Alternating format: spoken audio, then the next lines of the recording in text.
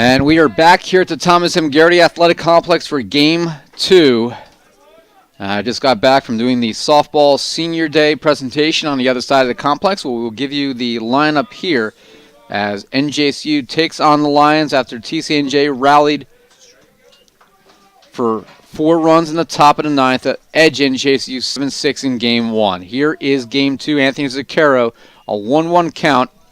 And let's give you the lineup here for the Lions.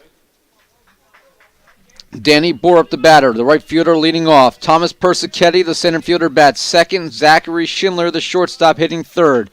And that is a floater towards center field, and it is going to fall in on the 2-1 pitch for a base hit. So a single to center to start the game. Rest of the lineup for TCNJ. Austin, and the lineup's basically the same as Game 1, folks. Austin Lindsay, the third baseman, the cleanup hitter. Patrick Anderson is the designated hitter, hitting 5th. Tommy McCarthy at first base, batting 6th. Jacob Simon, the left fielder, batting 7th. New catcher in this game, as this bunt is dropped down by Persichetti. And a 1-3 sacrifice.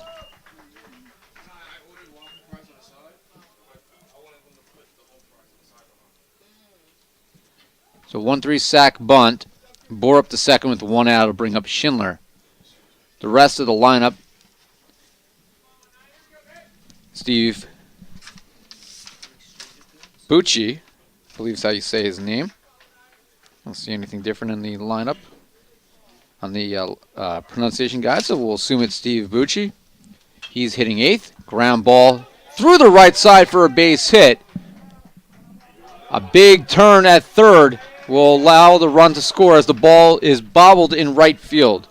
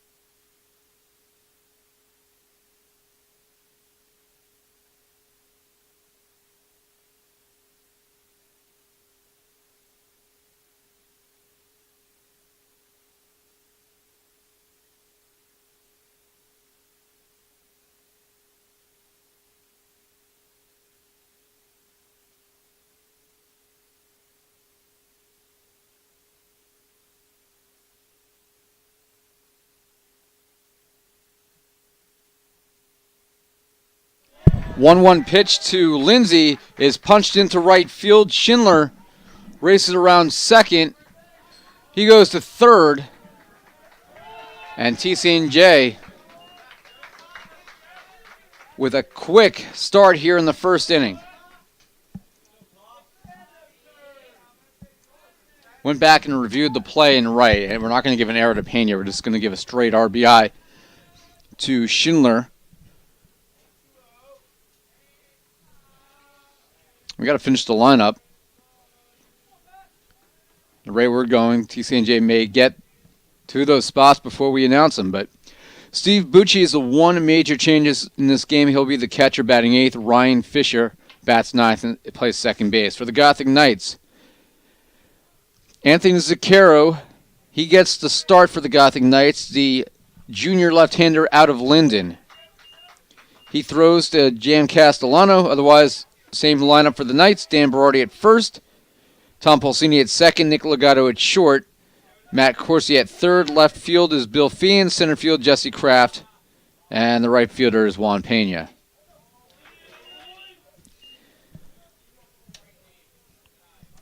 And that's a called strike, 1-1. Already a little tired because I ran all the way across the complex, did the senior day ceremony, and I had to come all the way back just before the first pitch here. Haven't even touched my lunch that Coach Smith, Coach Rel Smith, we have both Smiths here. was from the women's bowling team was nice enough to go get me, and I have to give him some cash in a moment, but I haven't even touched it yet, basically. I got a spoon in my matzo ball soup, and it has otherwise not been eaten. Zucchero. Anderson is hit by the pitch, and the bases are loaded. What's the damage, Coach Smith? Probably about $10. Was it more? I don't know. I didn't look at the price. Oh, I'm gonna have to do some math then. I gotta pay you, brother. I might go somewhere. I mean, I might just put the headset down and walk out.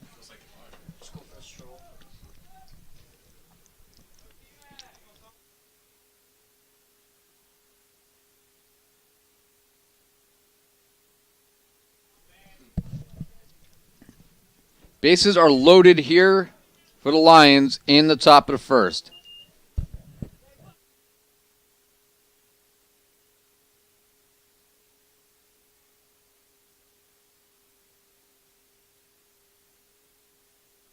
Tommy McCarthy will be a 1-ball count.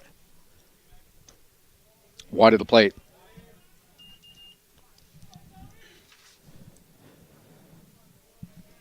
McCarthy is currently hitting .290 on the season. Junior out of Allentown, New Jersey. Let's take a look at the line on the year for Zucchero.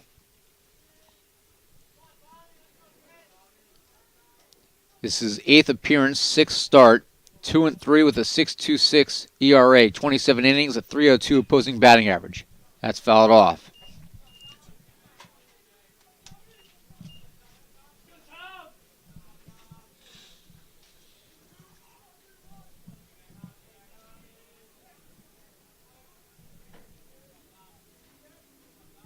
$16 strikeouts, 9 walks on the year for Zucchero.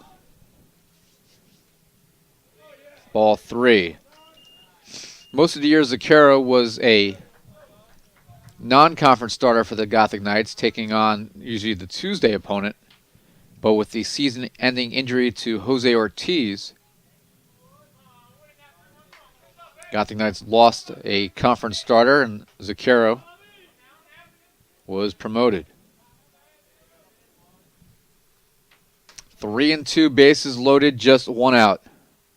Ground ball off of the pitcher. Pulsini is going to race to it, and he's going to throw it away. And out at the plate as Berardi throws out Lindsay. Pulsini will not get charged for an error there because the runner did not advance. McCarthy could not advance. Berardi got to it quickly. So we're going to score that as single off the pitcher and an RBI. Anderson, actually it is an error because it allowed Anderson to go to third. So I stand corrected.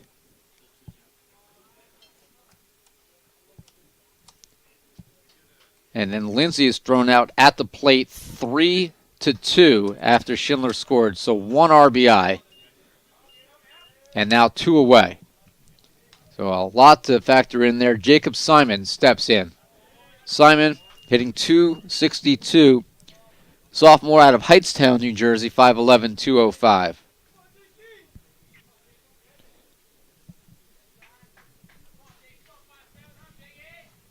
So 2-0 TCNJ already on 4 hits.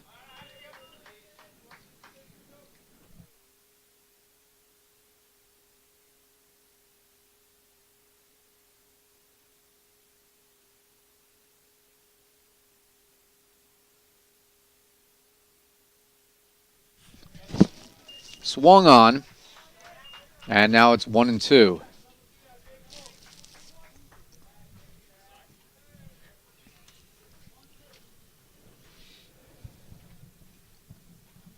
That was a big play by Berardi to get that second out at the plate. Otherwise, the Lions would already lead 3-0.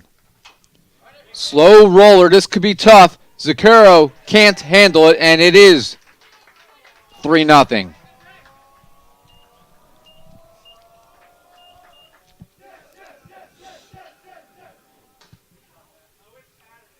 McCarthy to second. Anderson's run is currently unearned, but an RBI, and it is 3-0 TCNJ before the Gothic Knights can even bat.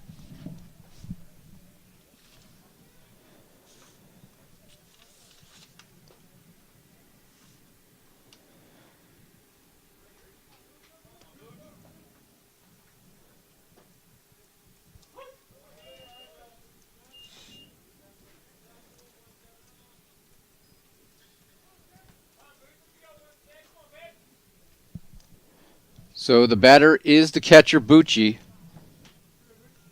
He's a senior out of Washington Township, New Jersey.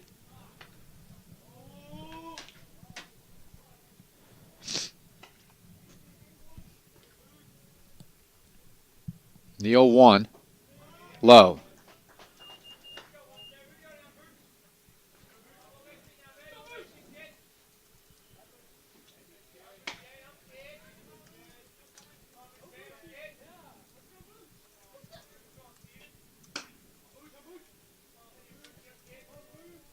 One and one.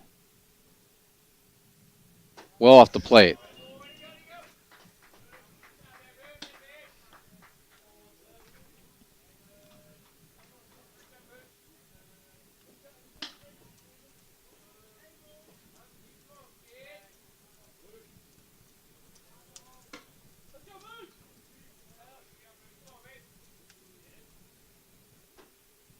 That is a called strike 2-2.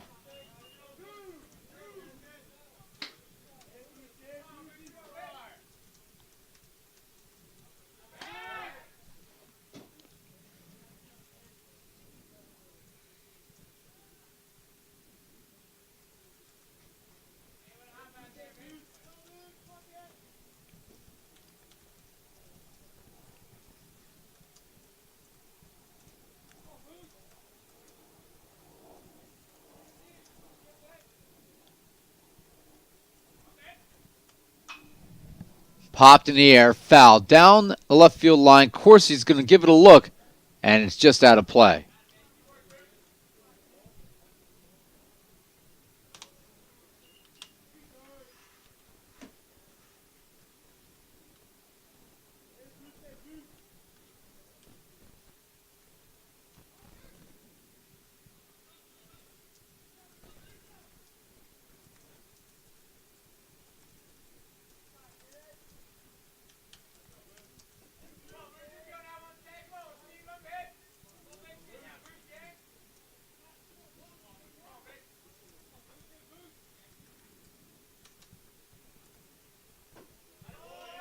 Ball 3, 3-2.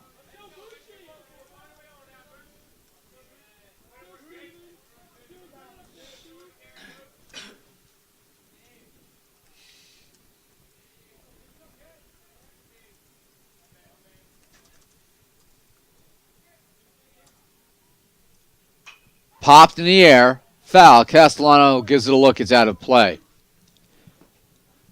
So during break between those pitches, I think I just adequately summarized what's happened here in the first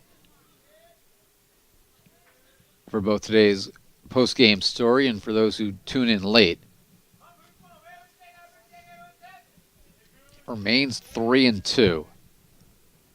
And that, again, is sky-high foul down the left field line. That's going to be in the bay. We thank those of you watching today's Game 2 here on Gothic Vision. NJCU led 6-3 in Game 1. The Lions scored 4 in the top of the ninth to avoid the upset. They lead 3-0 here in the top of the first with 2 outs. Strike 3 looking at the knees. Great pitch by Zaccaro to get out of a jam, and Bucci goes down on strikes. But the Lions scored 3 runs on 5 hits. There was an error and 2 left. We'll give you the NJCU lineup in a moment when we come back.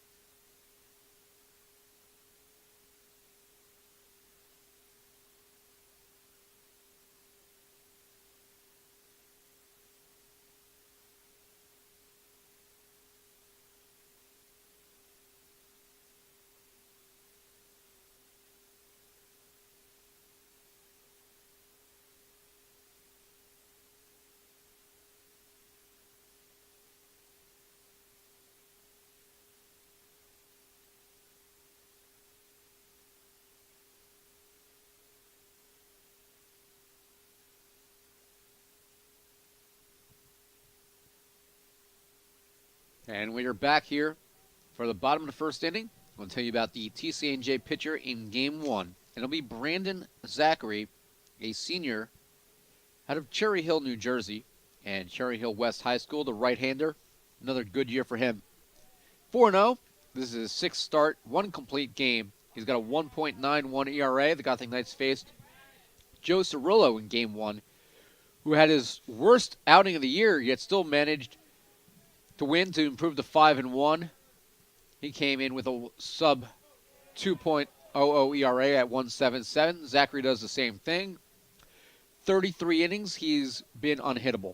He's allowed just 18 hits in 33 innings. 164 posting batting average, striking out 36 against 21 walks. He faces Bill Feehan. It's an 0-2 count. Same lineup virtually for the Gothic Knights. Feehan leads off and plays left. Nick Licato at short, batting second. Juan Pena in right, batting third. Dan Berardi, the first baseman and cleanup hitter, as that is pounded foul. Mike Ramirez is the DH. He bats fifth. Tom Pulsini is the second baseman, batting sixth. Matt Corsi at third base, hitting seventh. Jesse Kraft, the center fielder, at the number 8 spot in the lineup, and Jan Castellano catches and bats ninth. Just high. Really, the only change defensively in this game for the Lions is a new catcher and the new pitcher, as Zachary throws to Steve Bucci, the senior, 5'10", 177, out of Washington Township, New Jersey. Slow roller towards first, bobbled by the first baseman, but he's able to recover in time to throw out Feehan.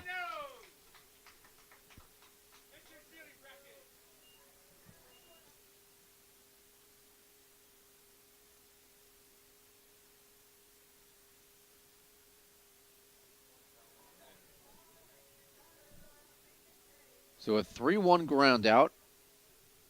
And I'll bring up Nick Legato. Defensively for the Lions, Tom McCarthy, who was able to recover there at first. Man's first base. Second baseman again is Ryan Fisher. Shortstop, the All-American Zachary Schindler. And at third base is Lindsay. In the outfield, left to right, Jacob Simon.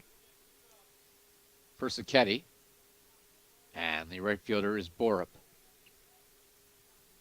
Nick Legato hitting .367. Way inside. 2-1 of the year. Popped in the air, foul, out of play. So you could very easily be seeing the two best shortstops in the NJAC in this game today. Nick Legato, of course, only a junior. Legato may get to 100 hits this year, but likely early next year.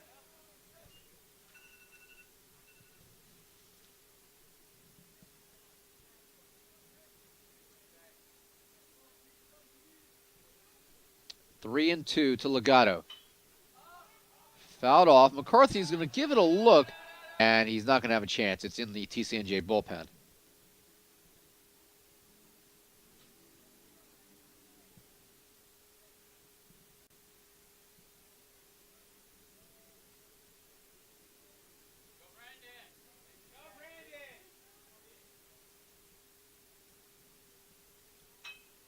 Chopped over the pitcher. The throw to first is not in time.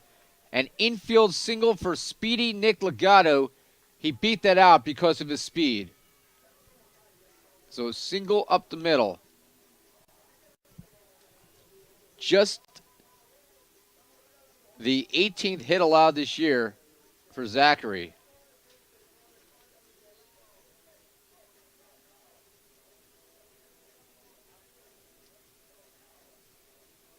Head coach Dean Gluss will come out and have a quick chat with the field umpire regarding that, but it was a close play, and close play, tie will go to the runner.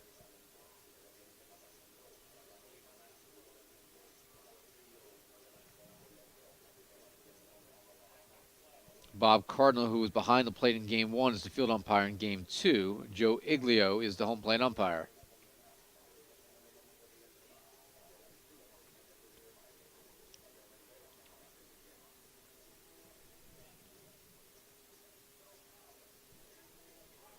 So they'll bring up Juan Pena hitting .383, and his season just keeps getting better.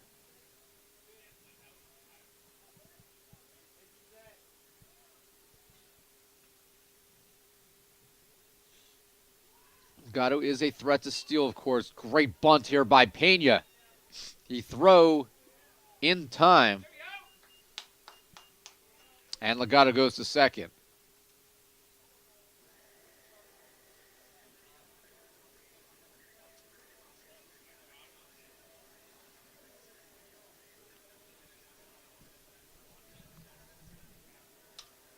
So sacrifice by Pena brings up Berardi with 2 outs, hitting .339. Legato 19 for 19 in steals on the year. He's at second base. Big lead off the bag. Fastball, called strike.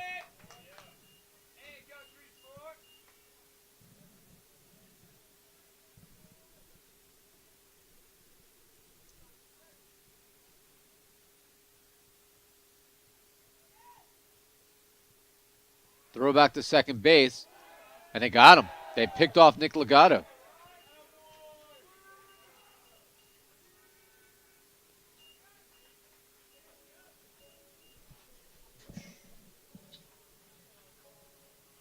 So the second baseman, Fisher, applies the tag, and a 1-4 pickoff at second.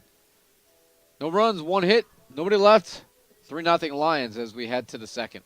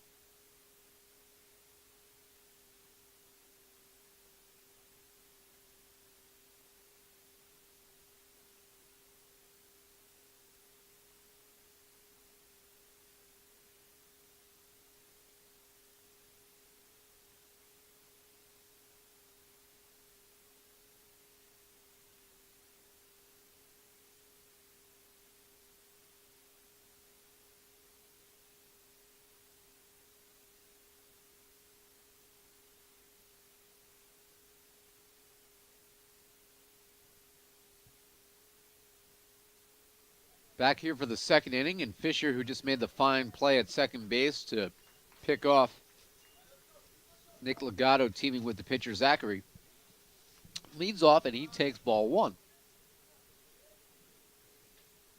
Fisher, Bora, Persichetti, the number 9, 1, and 2 batters due up.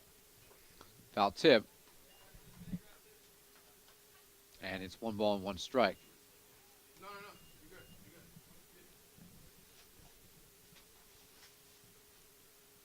Last year's second team All-NJAC performer for the Knights, Lennon Gomez, is joining us in the box. He's been out a few games with an injury after a collision during the NJCU Ramapo game a week ago. Hope to see him back in the lineup soon. Gotham Knights certainly do miss his bat in the lineup. That is scorched foul, out of play down the right field line.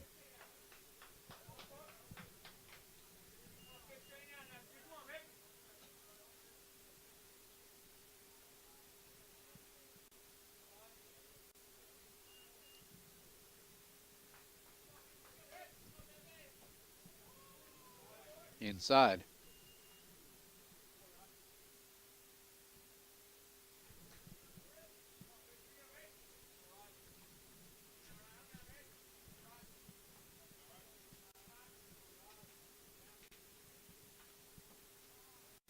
And he's hit by the pitch.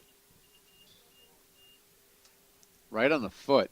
I think it's the second time today that a TCNJ player has been hit by a pitch on the foot. Happened in game 1 as well.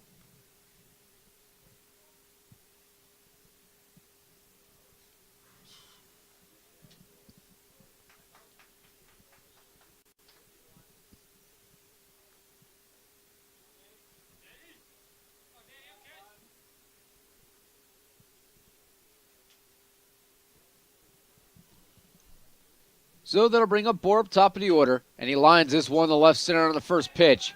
Fian over quickly stumbles, somehow stays on his feet, and quickly fires it into Nick Legato to keep Fisher at second.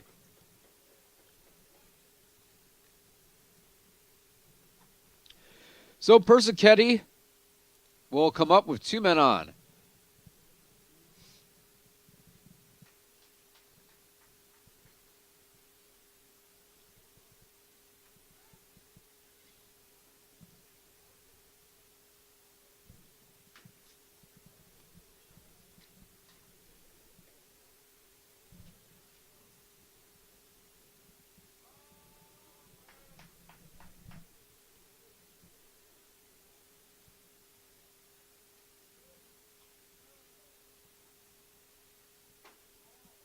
Throw down to second base.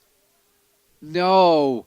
Fisher somehow avoids the tag on a cannon throw from Jan Castellano.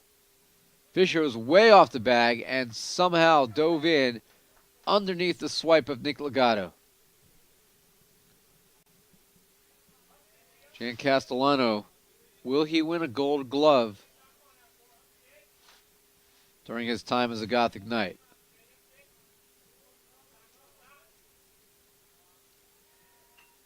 Bunt is dropped down. Castellano grabs it. He throws to first. And it's going to be a bunt single for Persichetti.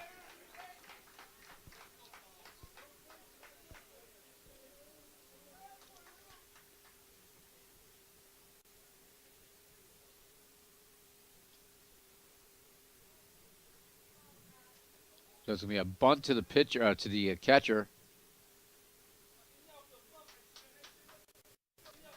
A hit batter and 2 singles, and the bases are loaded for the NJAC Player of the Year, Zach Schindler, with nobody out.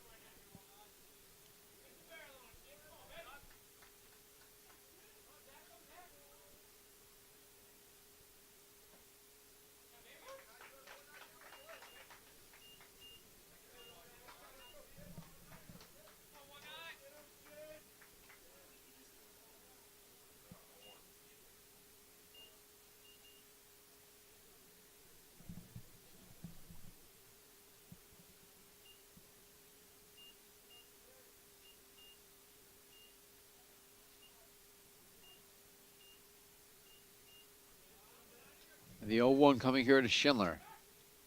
Time is granted.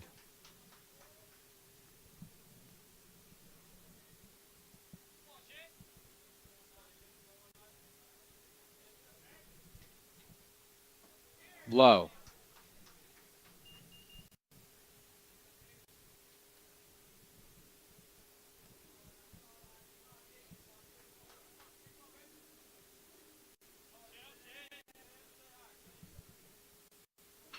And that's lined to center field coming in. What a catch by Jesse Kraft! Leaping in the air. Throw to third. Gets away. And they score a run.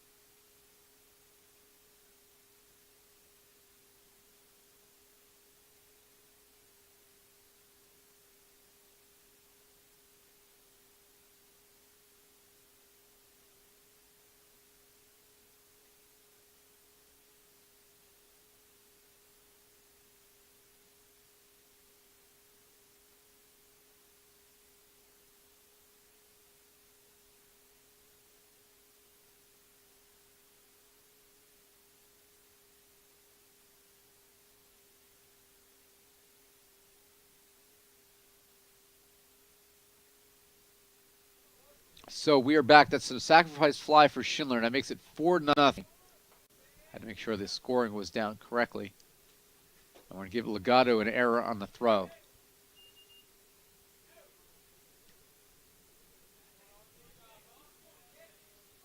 We have a terrible angle on some of these throws, so you can't always tell.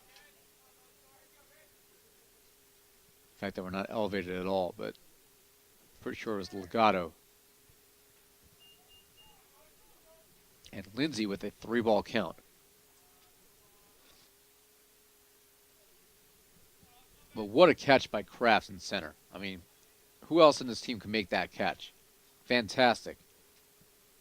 If we had an elevated camera, that's a top 10 play right there. No doubt about it. We don't have that, unfortunately.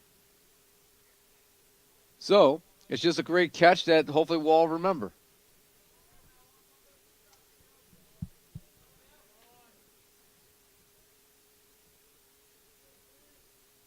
And Zucchero steps off.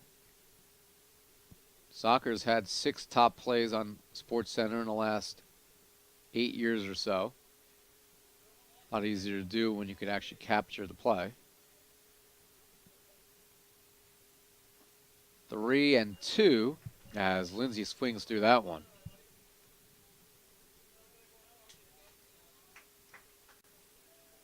So if you couldn't tell, I would really like a new press box. I think the guys would like one too with speakers, since the one we currently have doesn't have working speakers. Ball 4. And Lindsay walks and the bases are loaded.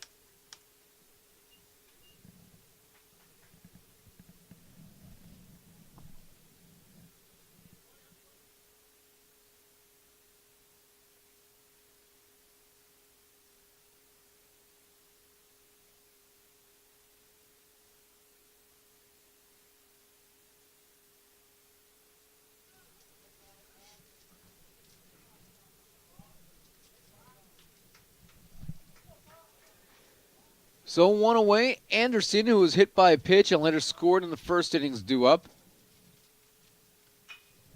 And a ground ball. Corsi steps on the bag, throws to first, a 5-5-3 double play to end the inning. Anderson grounds out 5-5-3 in the first pitch. Persichetti is out. And the inning closes, but the Lions score a run on 2 hits, 1 error, 2 left on base. NJCU due up, bottom of the second.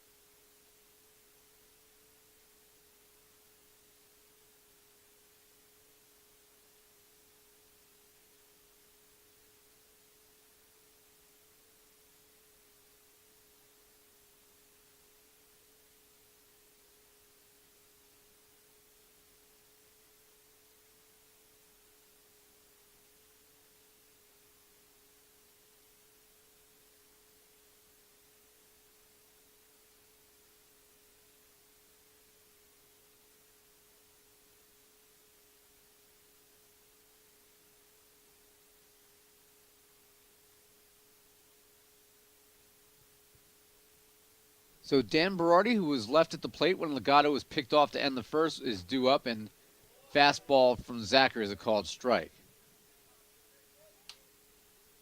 Berardi hitting .339.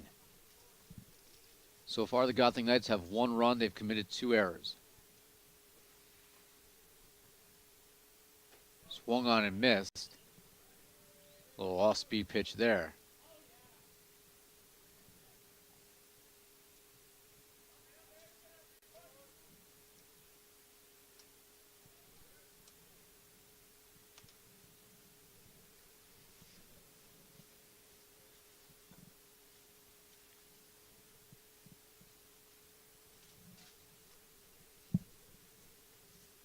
The 0-2 by Zachary. Swung on and missed, and he blows heat by Dan Berardi. What a pitch there. Just straight up gas. Mike Ramirez due up.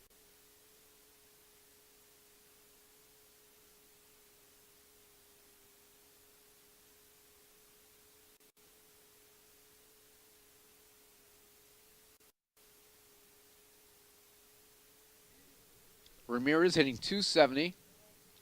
Zachary a fastball down low.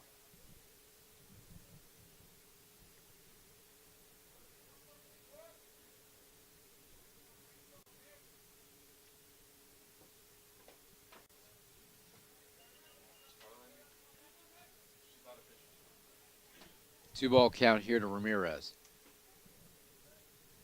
So I owe Rel Smith some money. He's enjoying his lunch behind me. He picked mine up. I have a chicken wrap I got to pick up. Ramirez flies out to right center. And a nice catch made by Borup.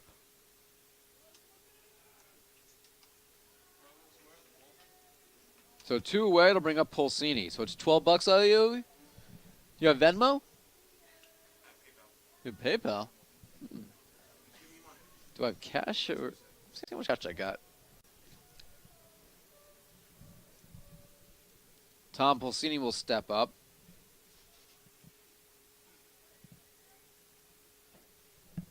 You got a 10? Hey, I can give you exact change then. This will work out nicely. Appreciate it, Coach. That's a fastball by Pulsini. Good pitch by Zachary. Right down the middle of the plate. Figured since I'm battling this cold, soup would be a good thing since, we're working pretty much every day straight. We are back here tomorrow at 11:30 a.m. against Montclair State. And no, we don't get any days off next week.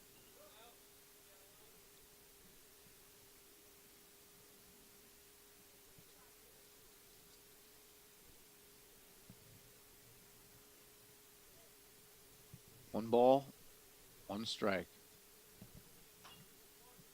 Ground ball back to the pitcher. Couldn't handle it. Pulsini will beat it out for an infield single. So a single to the pitcher with 2 outs, and it'll bring up Matt Corsi.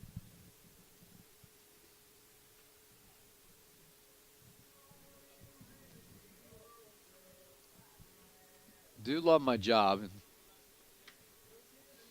Not complaining at all, but for anybody who thinks that when you work in sports for a living, it's always great, I'll put this out there. I've had 1 day off this month. It was Easter. That was it. Had 5 days off since New Year's Day. So it's a great career. You get a lot out of it, but you will not ever have a day off. Just keep that in mind if you're a young lad out there who wants to work in sports for a living. Matt Corsi, the first pitch he sees, a sky-high fly ball to center field. And the catch is made. Corsi swings at a lot of first pitches and made good contact there.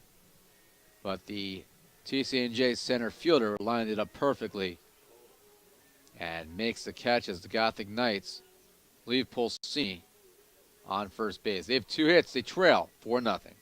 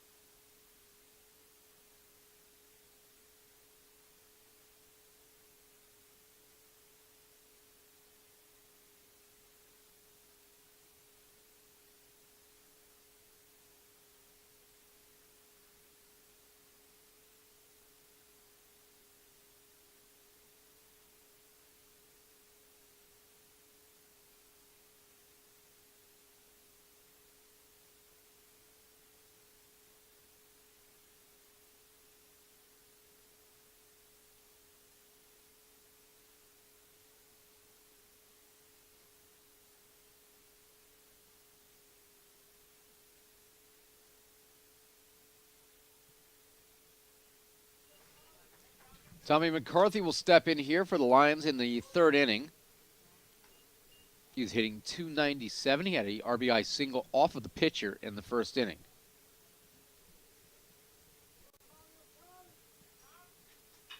Ground ball. Of course, you're playing in on the edge of the infield grass. So a 5-3 ground out. Jacob Simon due up.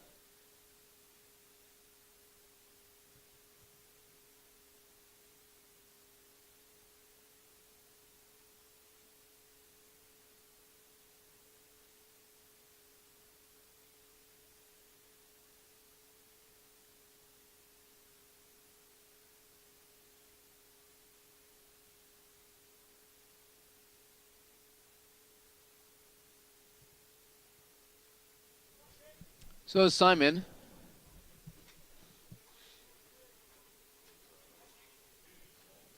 One ball count. Fly ball down the right field line. Drifting foul. Pena ran out of room. Long chase down the line.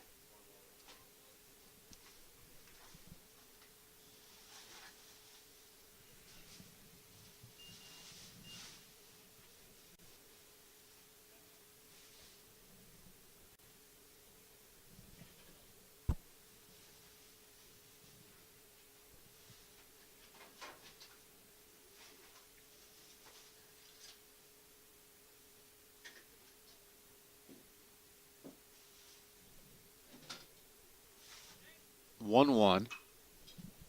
Another mile-high pop-up. Left center. And Kraft makes the catch.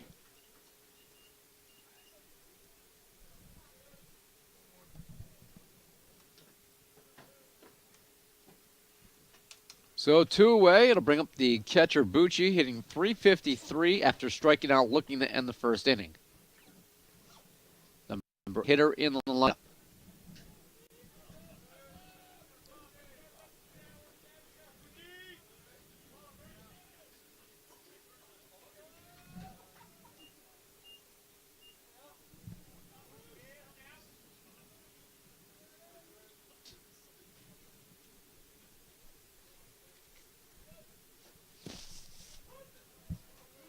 It's called strike. 1-1.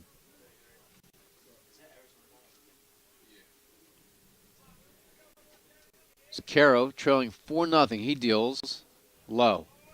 2-1.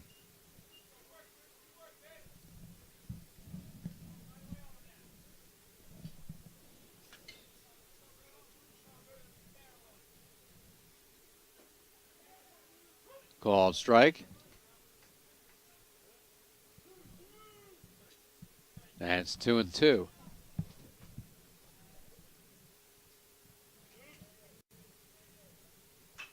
That is line down the left field line. Foul. There are 2 fans wearing blue. I would imagine they're TCNJ fans. Down the left field line, directly to the right of the 325 sign. And I was kind of watching them to see where the ball was. And they were looking out towards the bay, and that's where it tailed off to. Low, it's 3-2.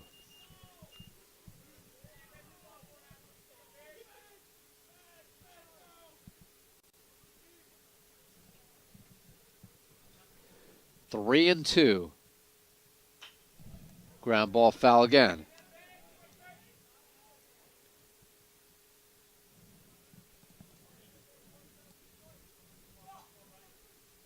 A year ago, Zachary was 3-4 with 60 strikeouts and 61 innings, a very low opposing batting average. And right now, he's in front 4-0, and the Lions with 2 outs. We'll see if they could add to that as Bucci walks, and that brings up Fisher, who was hit by a pitch and scored in the second inning.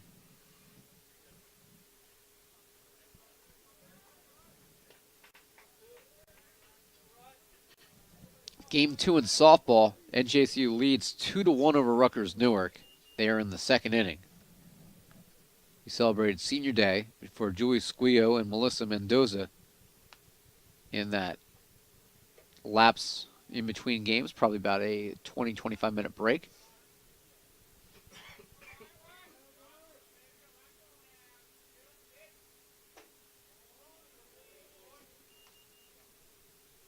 Julie Squio from the softball team has worked for me for a little over 3 years and got some really nice words from her parents, Paul and Joanne. Always miss the kids on your staff who work for you for a long time when they graduate.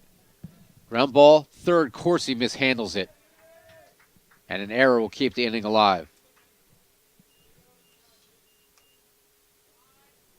So game one, we did not give Corsi the error on the pop-up that he didn't catch. That allowed the inning to get jump-started for the Lions when they eventually won. This time, we have to give him an error. And Bucci goes to second with 2 outs.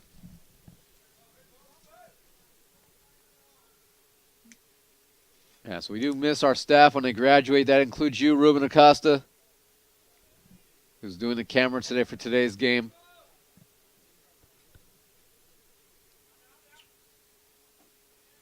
Yuri Brutus on the graphics today. Got at least 1 more year in school after this. You're going to finish in 4. You're going to need a little extra semester. Yuri will be with me for at least 2 more years. Zucchero deals, that's high. Angelo Romano just started working for me. He just now knows how to punch in balls and strikes on the scoreboard. He's getting a little bit better as games go on. Only a freshman. Ground ball back to Zucchero. He walks and flips it to Berardi himself, and the inning comes to a close on the 1-3. TCNJ, no runs, no hits. Capitalized on 1 error, but they strand a runner at second base. 2 left on in the frame. 4-0 Lions. We head to the bottom of the 4th. Sandwich time for me.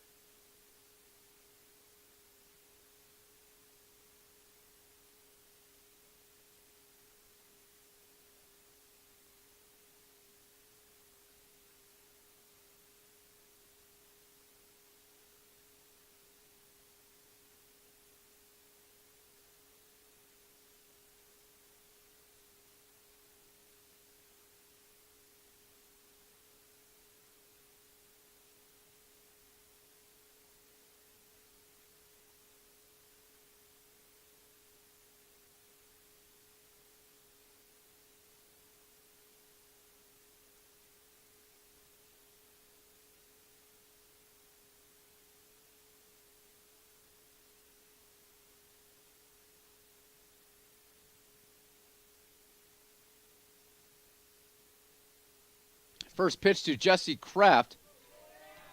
Goes to the third baseman, Lindsey. Good job by McCarthy at first base, digging that one out. And 1 pitch, 1 away. And it's incorrectly scored that a 1 5-3 if I was paying attention. And it'll be Castellano, the catcher. Sean Gibney is with us in the press box. Sean Gibney, the captain, I suppose, of the Grant Avenue / baseball team that won the nightcap on Thursday. Coming back, I think they cheated, but they came back and they beat the NJCU staff in dodgeball in the championship game to win the nightcap, dethroning the NJCU softball team to win the 9-team event.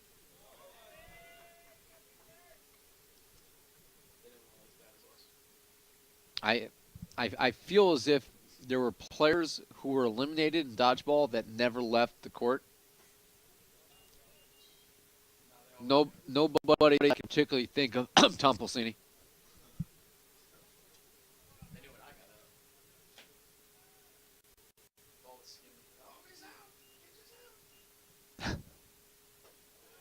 Swung on and missed. 2-2. I eliminated Anthony Carfora. I will tell the story until he graduates and even after that. Senior Day speech. Good idea, Sean Gibney. Next year's Senior Day is going to take forever. It's like 15 seniors next year. Plus Kyle Kafer, who's coming back as a graduate student, so he's a senior, but he will be back.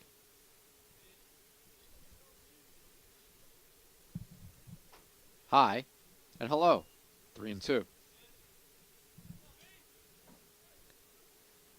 So, Sean Gibney, what have you guys done with the nightcap trophy? I know you have to give it back eventually, but... So it is currently sitting in the lobby of or the foyer of your apartment for keys to be put in? Interesting. Popped up foul. How many of you guys live in this apartment on Grant Avenue?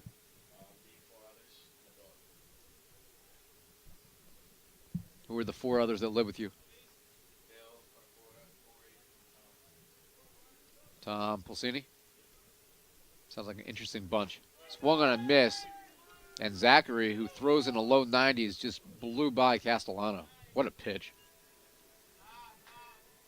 Bill Feehan lives there? Oh, Bill Feehan lives with Sean Gibney. Bill Feehan's at the plate.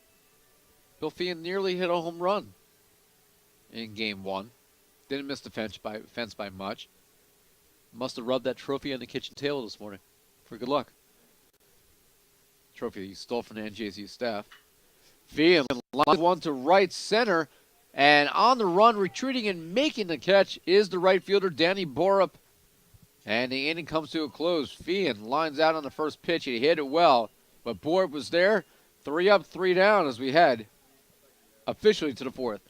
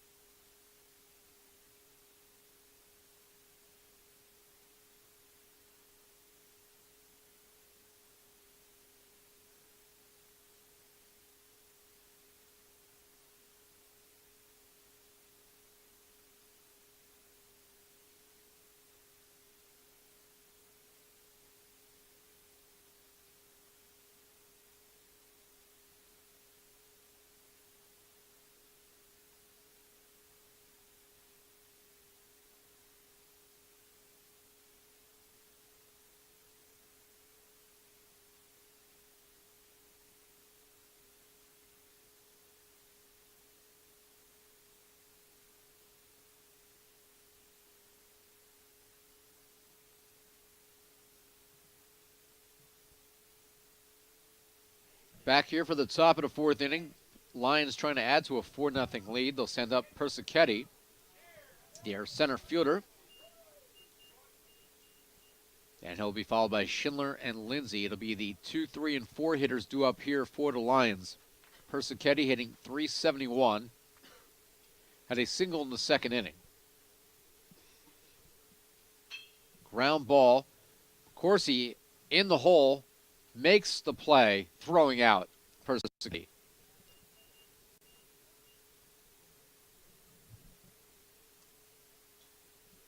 So a 5-3 ground out. And Schindler steps in, shortstop, .366 hitter, including an RBI single in the 1st and a sac fly on a incredible catch by Jesse Kraft in center with the bases loaded. It was the only run of the 2nd inning. It ended up being a sac fly to score Fisher. And this one's another fly ball deep to center field. Backpedaling is Kraft. Does he catch it again? Who is that man?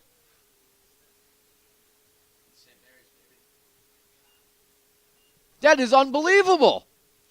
Jesse Kraft. How do we not have a camera in center field isolated on him? That's back-to-back innings, or back-to-back at-bats, I should say, for Schindler. That Kraft leaps in the air, and this time backpedaling, leaps and makes the catch over his head. Just simply unreal. At the first pitch? I think that was the first pitch.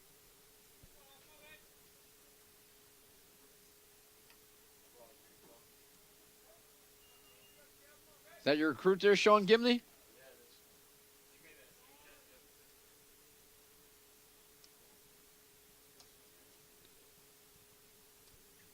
Well, we know he's going to be playing center field next year. With Ramirez graduating, Ramirez has been playing DH lately because Kraft's defense is just insane.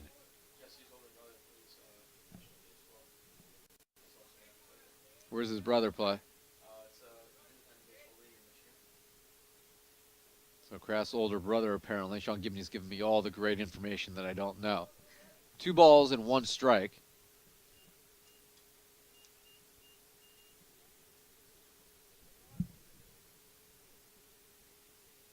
And that's line to center field. Kraft's not catching that one. It's going to fall in for a single. Kraft would have to be Ken Griffey Jr. to get to that ball. You know, Griffey Jr. before all the injuries. 2-out single. And I'll bring up the DH Anderson, who grounded into a 5-5-3 double play to end the second inning. He's also been hit by a pitch and scored. So Kraft has made 2 insane catches in center. Will he make a third? Well, this one won't be quite as difficult as he has that one lined up perfectly, and Anderson lines out to end the frame. So a 2-out single and a runner stranded. Bottom of the 4th coming up. 4-0 Lions lead.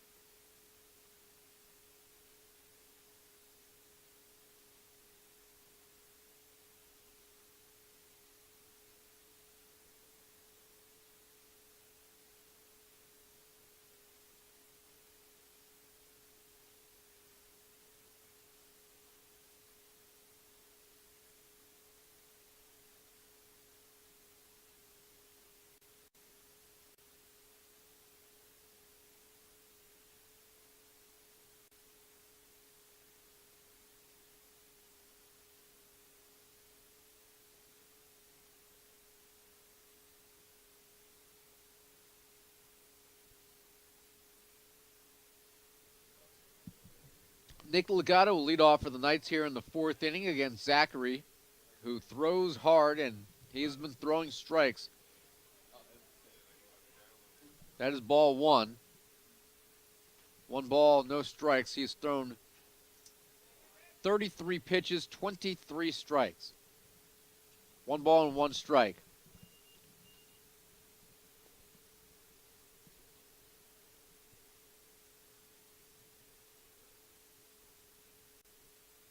Baseball team still sitting on 17 wins. Need 3 more to get to 20 for the first time.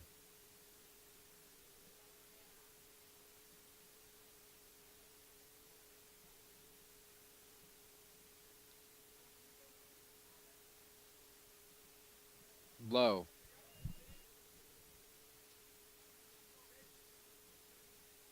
After this year's over, the Knights lose Mike Ramirez, who's been probably their most consistent pitcher this year. Ground ball to third. And wow, what a play by the third baseman, Lindsay, picking that one off the turf and in one motion throwing out Legato at first. What a play. They'll bring up Juan Pena. So they lose Ramirez when the year's over. They, of course, lose Dan Berardi, who statistically is one of the better hitters in the history of the program. And they will lose Dan Foley. But everybody else will be back next year, and baseball teams' grades are pretty good too, so this is fly high left field, and now tailing off towards the gap and coming in to make the catch is the center fielder, Persichetti. So that ball was hit real high and didn't carry as far as initially it appeared it would. Again, we can't see anything from where we are behind the plate because of the roof of the press box once it's in the air. And that thing just tailed off. Persichetti came in and made the catch. So a fly out. 2 away. Dan Berardi, like we mentioned, one of the great hitters in program history statistically.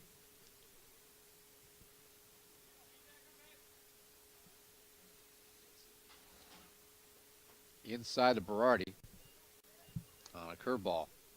2-0.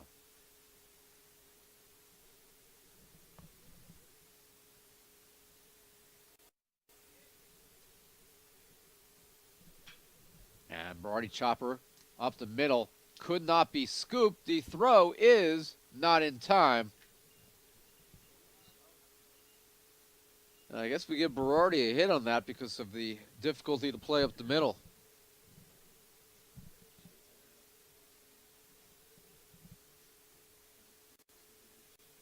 Close play. And we'll give him a base hit there. So Mike Ramirez, another senior, the DH hitting .267 is due up.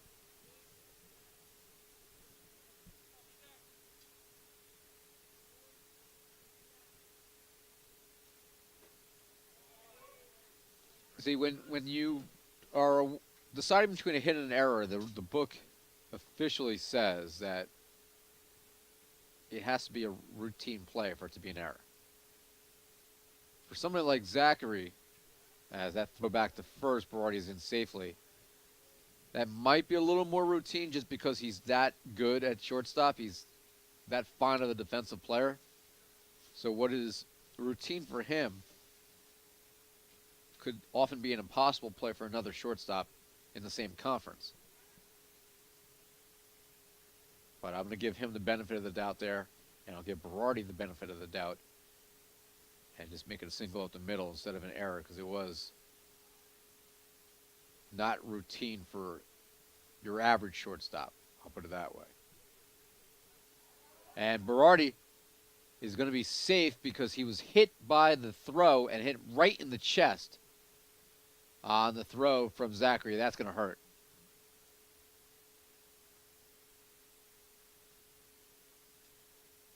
Lennon Gomez, who is in the box with us and had a hand injury at first, knows how that feels. I thought at first that perhaps Berardi was hit in the chest, but it looks like he was actually hit in the left hand as he tried to go back into the bag standing. And Carla Mejia, the head athletic trainer for the Gothic Knights, out to check on Berardi, and he is in a lot of pain.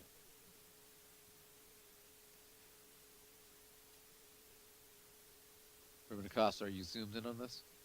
Yeah. All right. Ruben Acosta has dropped the camera and out in the box with me now because he doesn't like bright sunshine.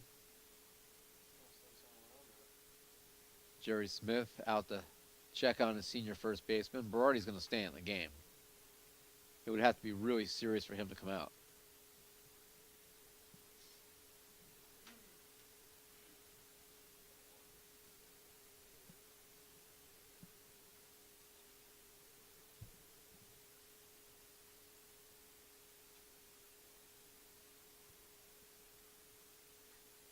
it's tough for you all to see Berardi behind the backstop here. This is, we make do with what we have here in terms of an angle. We need a blimp. That would be great. If Goodyear, if you're watching this broadcast, we will gladly accept one of your older blimps. The 1-1, maybe one that you don't use during NFL games anymore or during the Masters.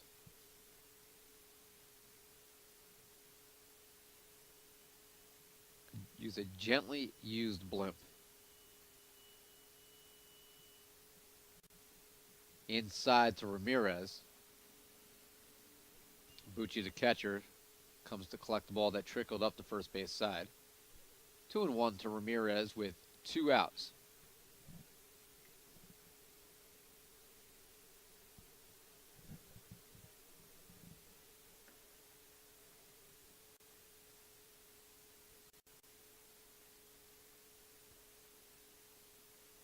Low. Again in the dirt, and again Bucci is able to keep it in front of him and prevent Berardi from thinking about second base.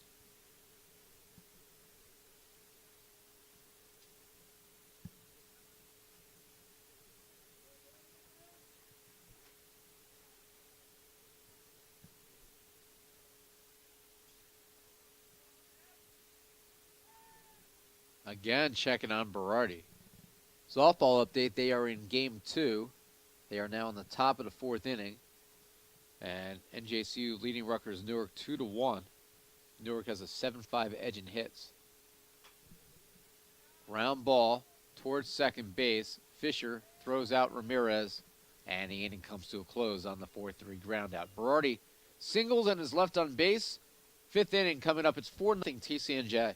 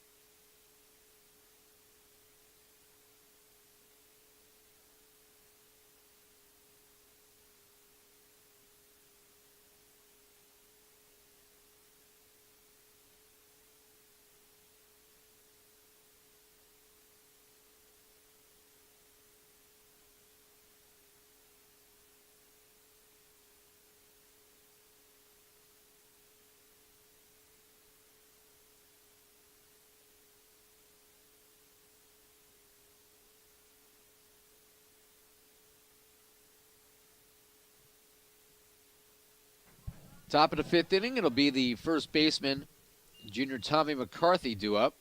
And he shows a bunt, drops it down. Corsi tries to barehand it, throws to first.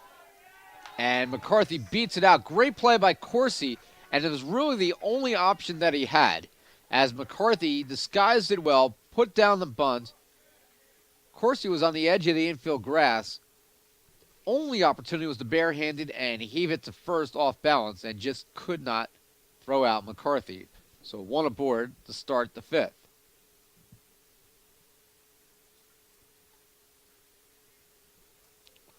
I'll bring up Jacob Simon, the left fielder, hitting .269.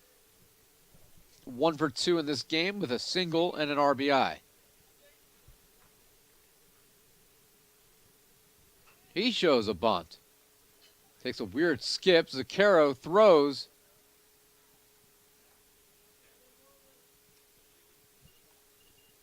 And he sacrifices him over.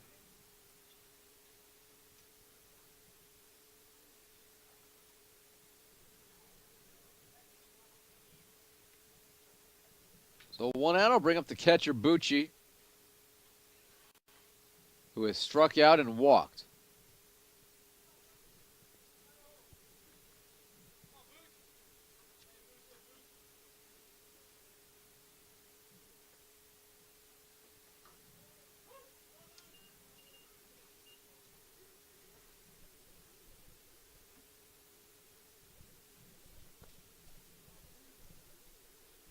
No balls and one strike.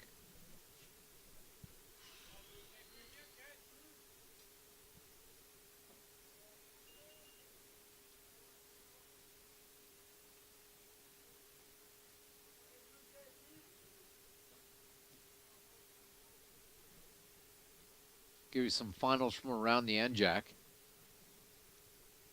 In earlier games today, everybody, of course, playing doubleheaders in the league today. Montclair State beat Rutgers Camden 8-1.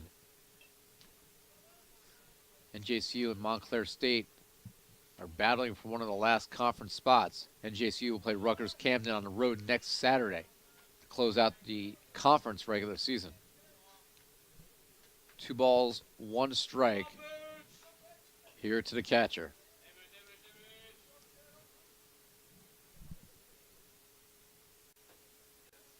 Called strike 2-2. William Patterson beat Stockton 9-3 in Wayne. Montclair was the home team as well against Camden. Rowan beat Kane 2-1 in Union. And in other earlier action, Ramapo edged Rutgers Newark 2-0. Ramapo right now, don't look, they are red hot.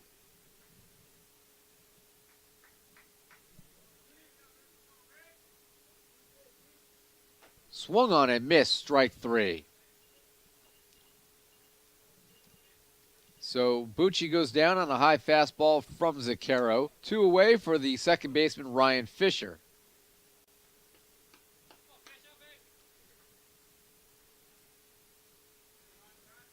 Ramapo now just 2 games out of first place. They are 1 game out of second after a dreadful start in the league. They split with the Knights and have been rolling ever since.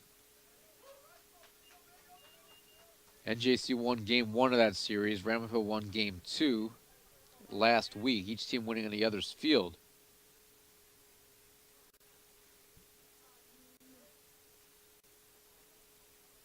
Ramapo had gotten rocked by TCNJ 11-2 both games.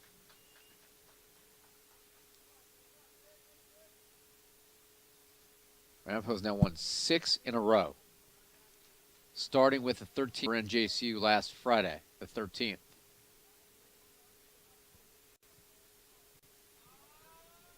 One ball, 1 strike.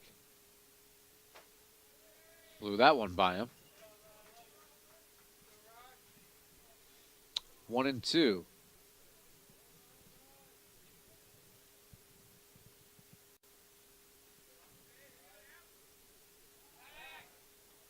Lobs it back to Pulsini.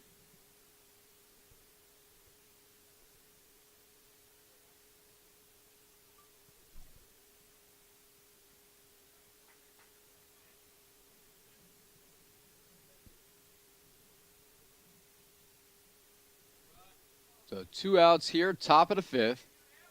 The Lions leading 4-0. Ground ball, Corsi, and that will end the inning on the ground out to third. So Fisher, a 5-3 ground out. McCarthy, who led off with the single, is stranded after bunting his way on. He's left at second. 1 hit, 1 left. Bottom of the 5th coming up in Jersey City.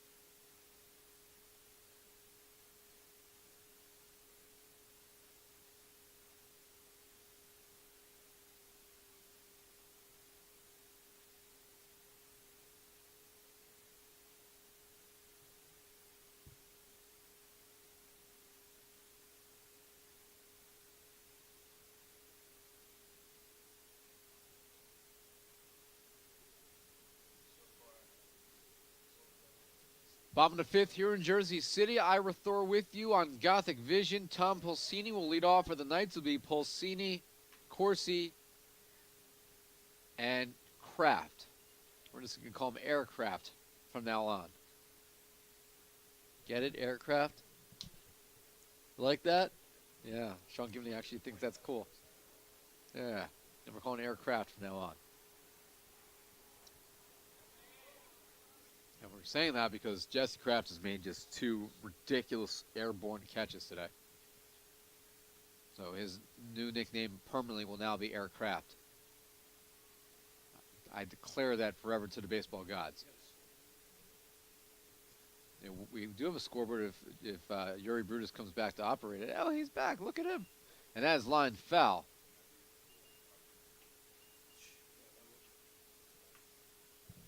Yuri Brutus, thank you for sharing that. Don't you hate it when you drop your sunglasses in that?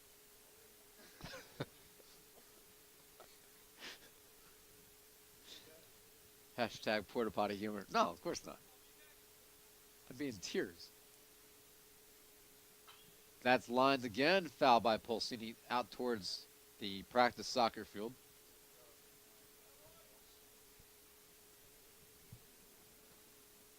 Pulsini is pulling them foul. Living up to his name right here. Straighten that out. He's going to be able to put one down the right field line. Left-handed hitting junior out of Hazlitt, New Jersey. 1-2. Low. Good eye by Pulsini, who's made a living out of working pitchers' counts real high this year.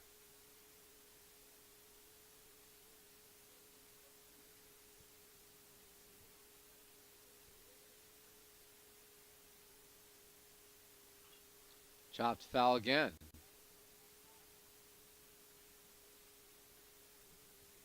Third foul ball of the at-bat.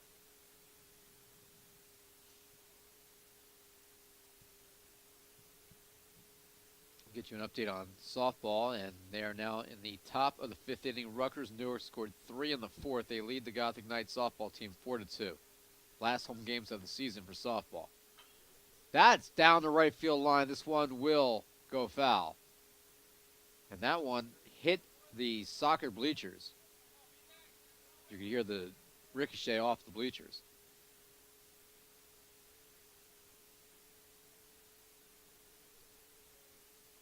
So that probably got a 350-foot foul ball.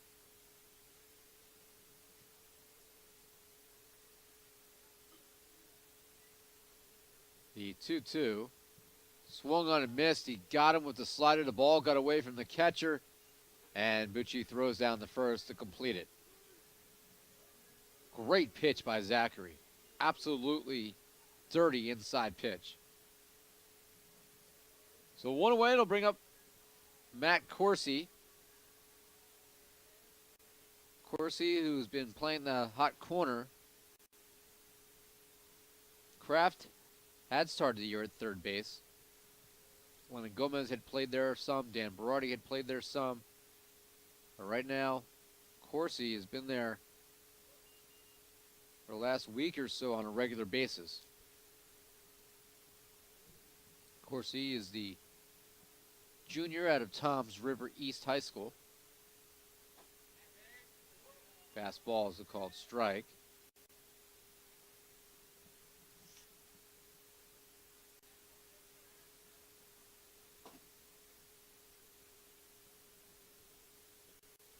Swung on and missed, 1-2.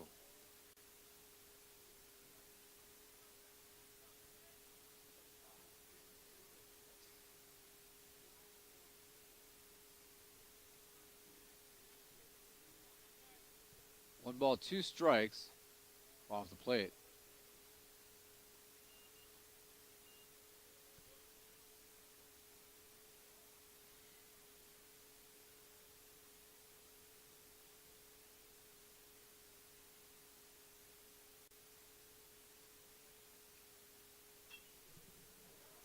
Fly ball, left field now. It's tailing back in.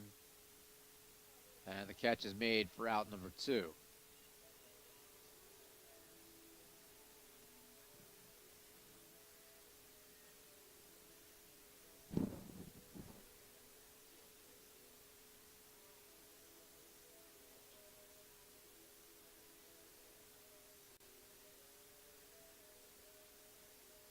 talking about how many juniors are on this year's team, including Kafer, who will be a graduate student next year.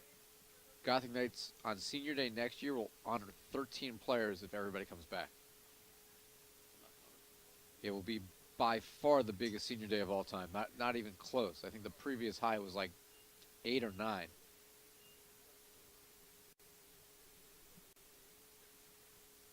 Well, next year for you guys, Yuri Brutus, you guys will take a while too. Well, next year you guys got to win a national title. It's your last chance. I told you next year, every time you get the ball inside, I wanted to see you dunk it. Two-handed jam. And one. And one.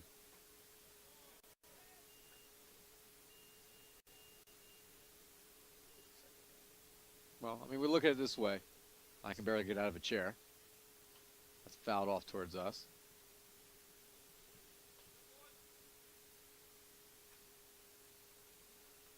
Yuri's 20. You 21 yet? June.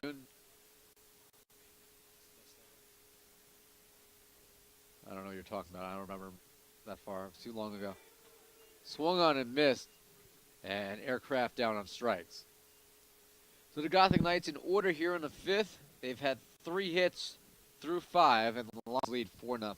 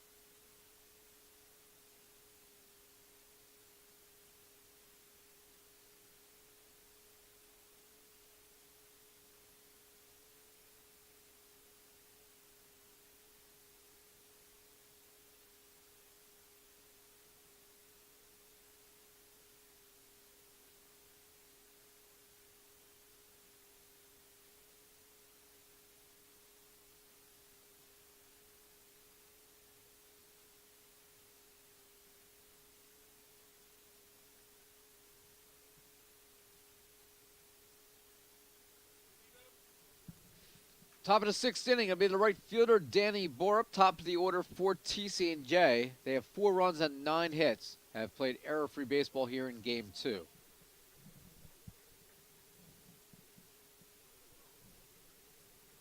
First pitch by Zucchero. It's called strike.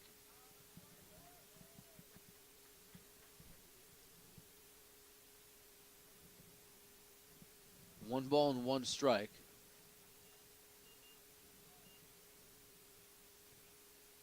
Low.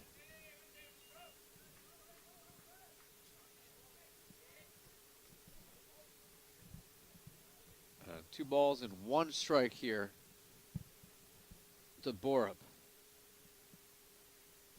That's low.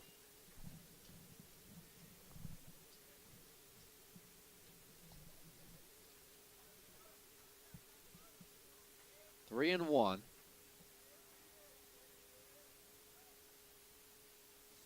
Good spot by Zucchero. Count is full.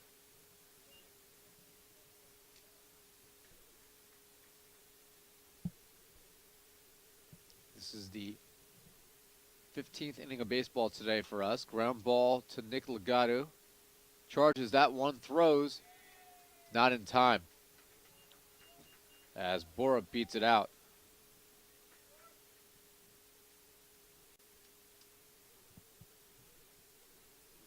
Gatto didn't get a good read off of the bat. Ball didn't go nearly as have enough zip on it as you would think, and therefore it became a very challenging play. So with nobody out, one man on, I'll bring up the center fielder, Persichetti. 1 for 3 in this game. Persichetti, sophomore out of Hamilton, New Jersey, Notre Dame High School. High.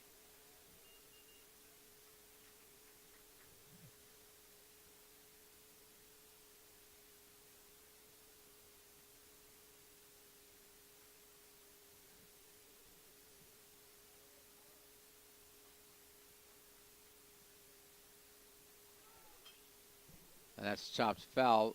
Borup was a hit and run. Has to go back. 1 ball and 1 strike.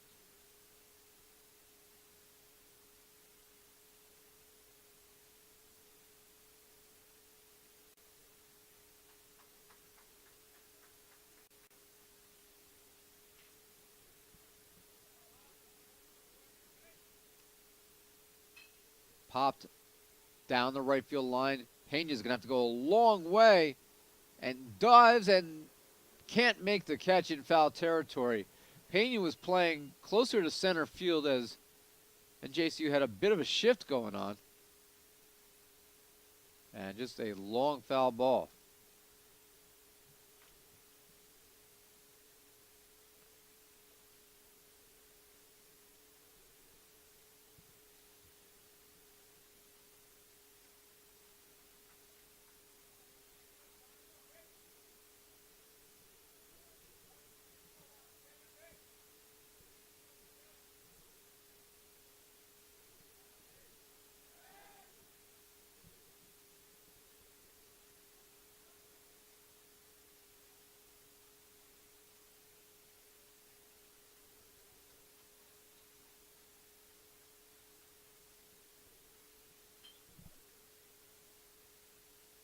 Pop up, second base, Pulsini, easy play.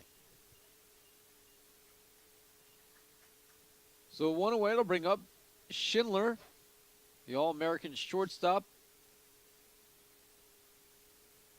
1 for 2 with 2 RBIs. He had an RBI single in the first and a sac fly in the second. An amazing catch by Aircraft.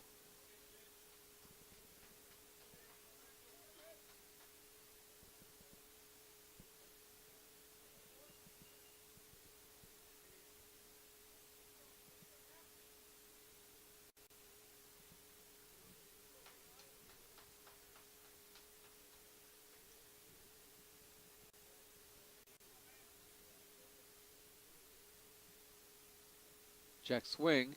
He went around. That was a called strike anyway. 1-1.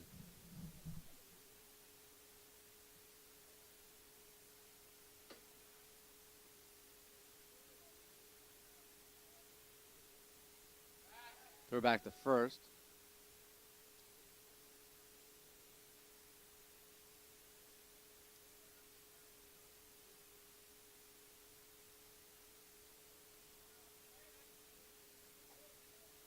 That is high. That's the 100th pitch here by Zucchero.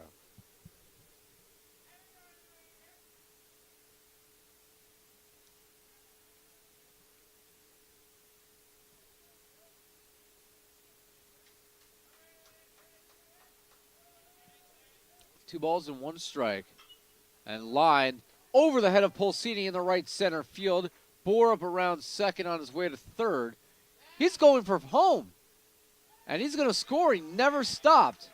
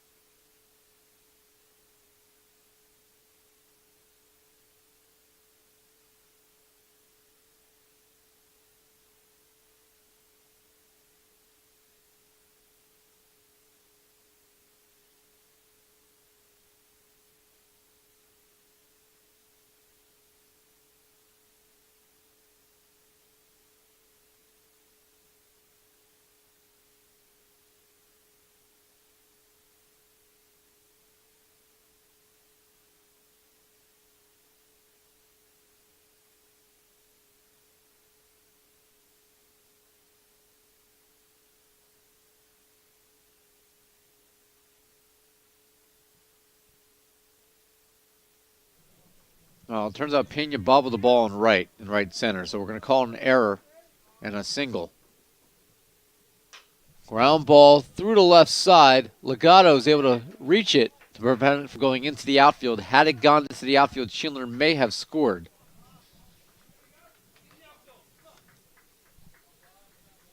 Runners on the corners.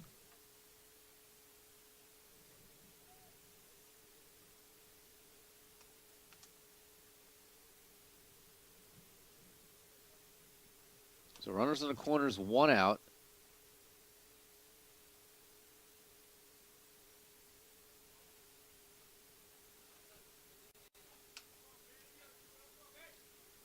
So the run by Borup is earned. He would have scored anyway. And that is fouled away.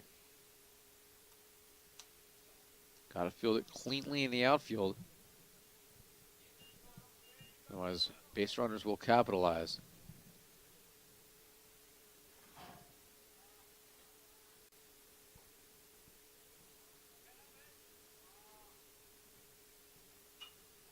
Popped up. Foul territory. Berardi underneath it makes the catch.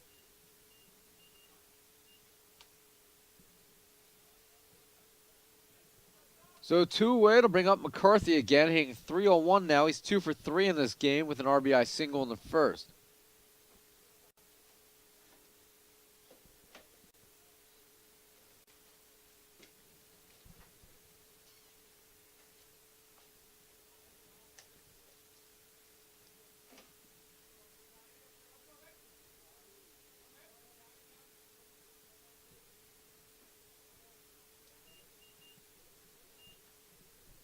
And it'll be McCarthy. Now a 1-ball count.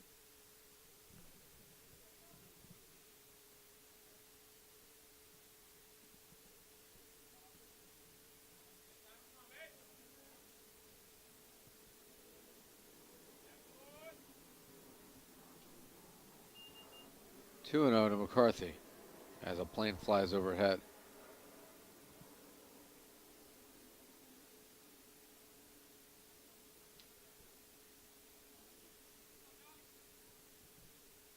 High. And it's 3 and 0 to McCarthy.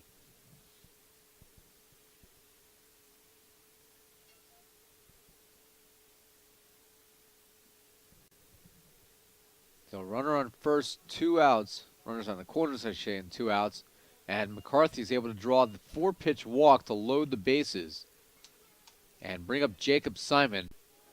The left fielder has already got an RBI single in this game. And he has a chance to break this game open because the way that Zachary is throwing right now, 5 runs probably is already enough. The Lions could strike any more here in the inning. And NJCU's rally attempt in this game is probably going to be in serious jeopardy. They have not scored in this contest. They've only been shut out once this year.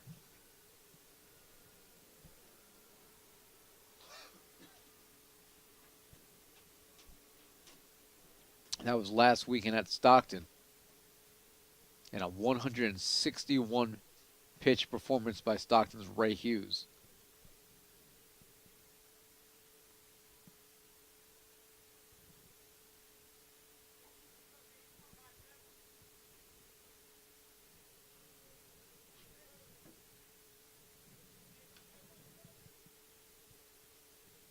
So Simon up with the bases loaded and 2 outs.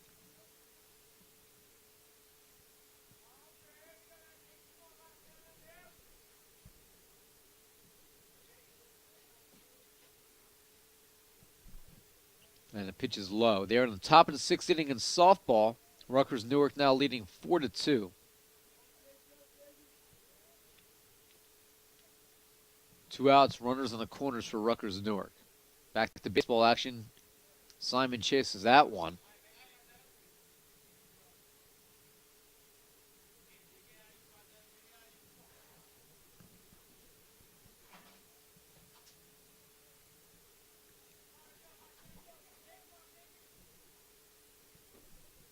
That's a call. Strike 1 and 2. Zucchero strike away from getting out of this jam here in the 6th.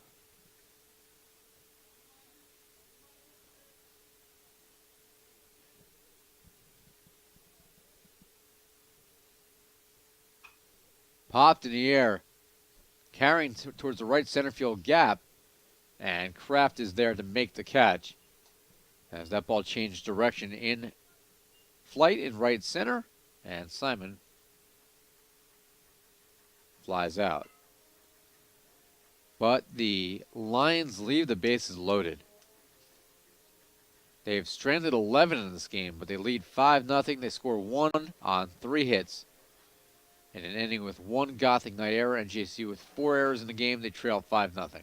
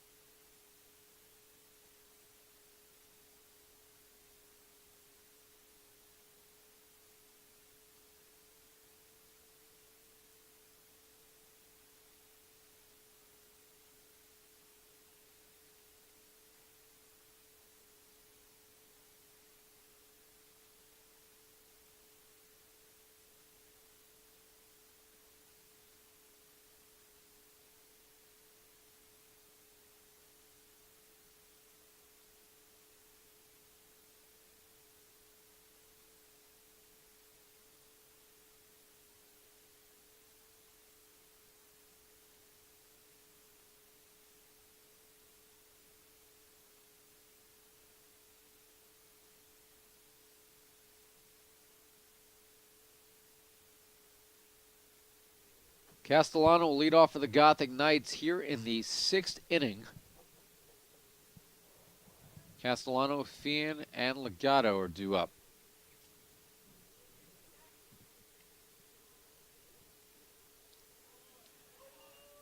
They're in the bottom of the 6th inning on the other side of the diamond now. Other side of the complex, I should say. On the other diamond. Gothic Knights still trailing Rutgers Newark in softball 4-2.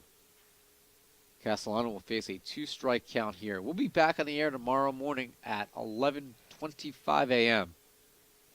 Baseball will take on Montclair State at 11:30 in a makeup game.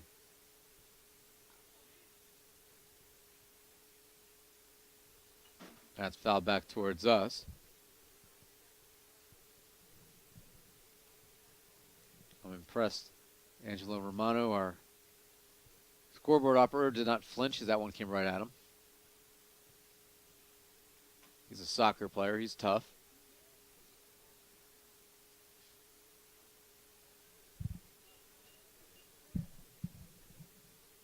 I had a Garden State Soccer League game last night in the cold, a makeup game. I found out we had the makeup games from all the snow outs. I found out at 3 o'clock in the afternoon we had a makeup game that night. It's my first year playing in the Garden State League since 2013. So officially my first win as a 40-year-old goalkeeper as we throttled the other team 5-1. Only goal came on a free kick, and if I was maybe 2 inches taller, I would have had a shutout, but I would have needed to be 6'2" rather than 6 foot in that play. Strike 3. Castellano can't believe it as he is called out on strikes.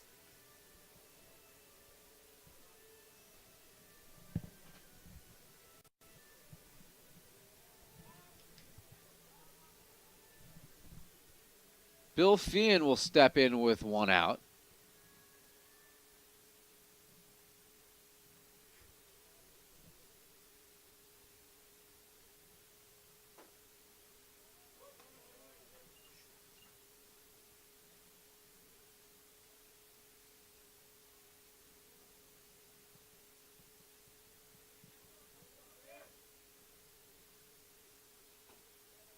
That's off the plate, 1-1.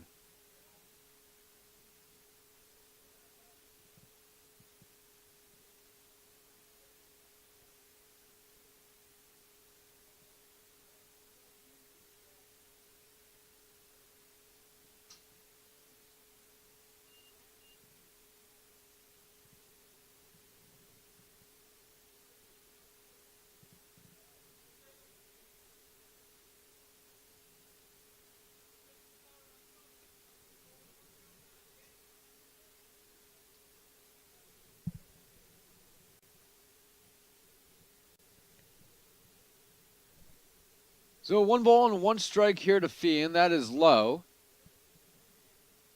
That's not going to work out here. We're going to try to stream this live on Facebook at the same time.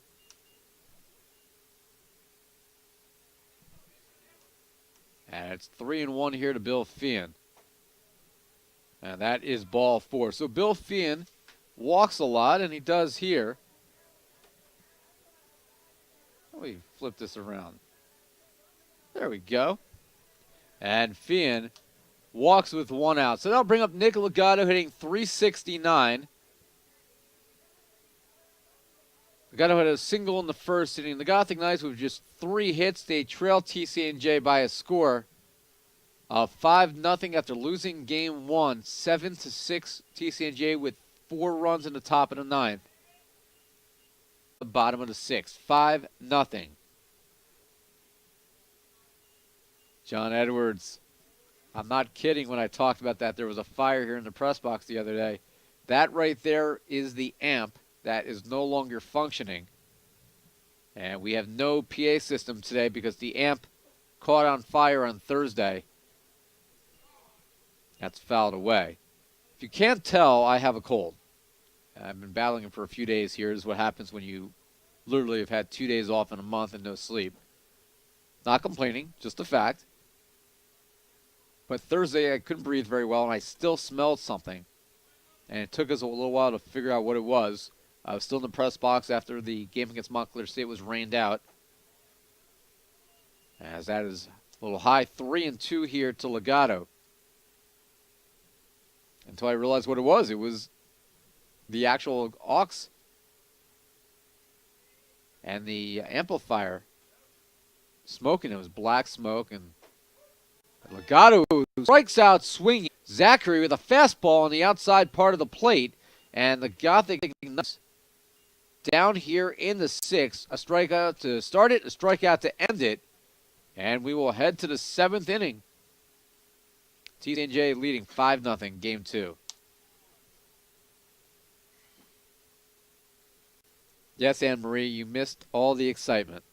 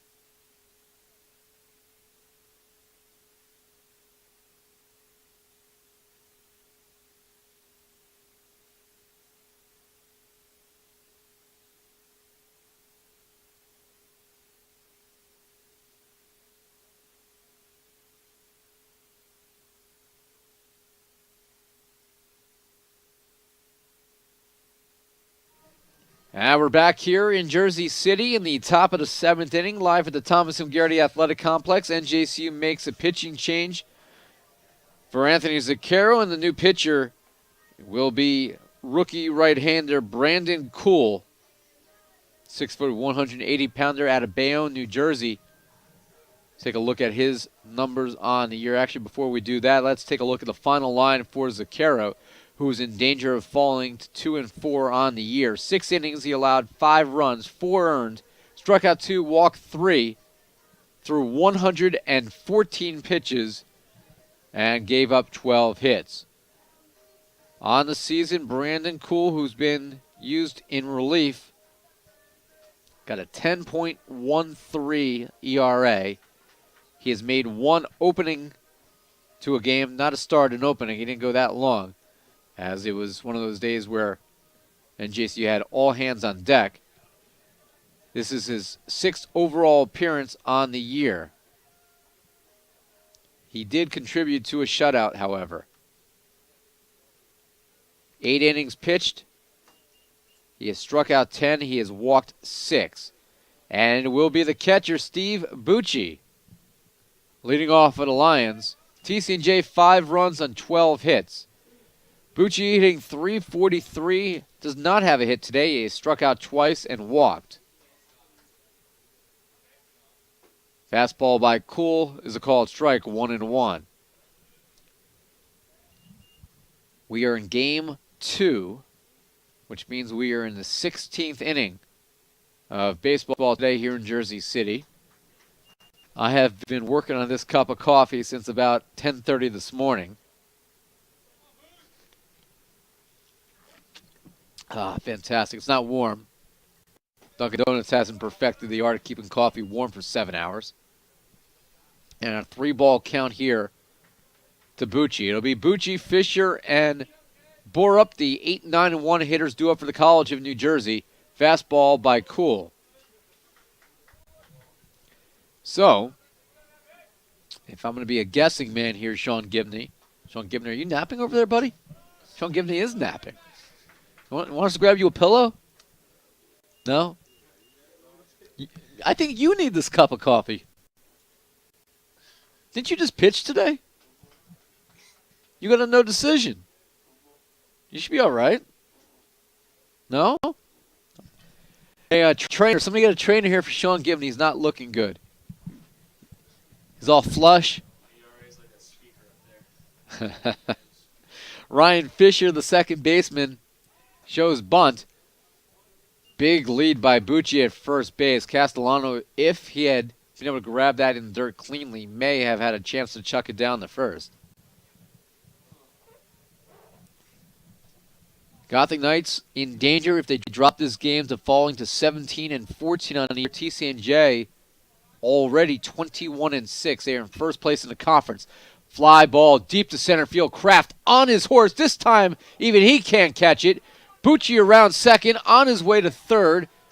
And it will be a double here for Fisher. Nobody out. 2 men in scoring position for TCNJ here in the 7th.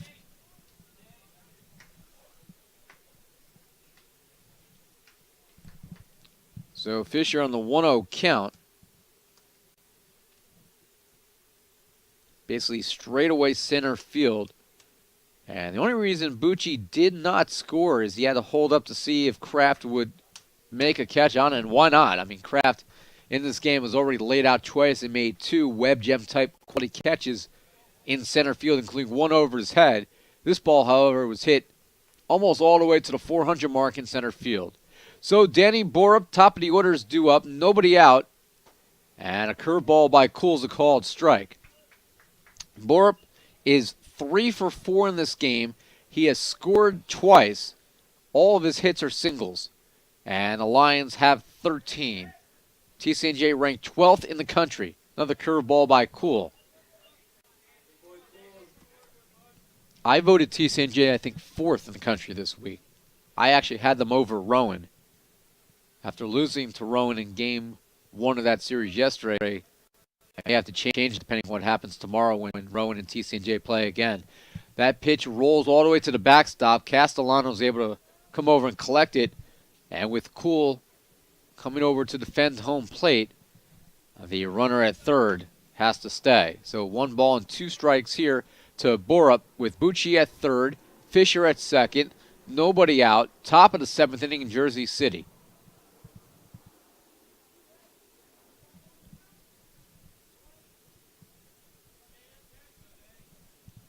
Hello, Randy, watching the game.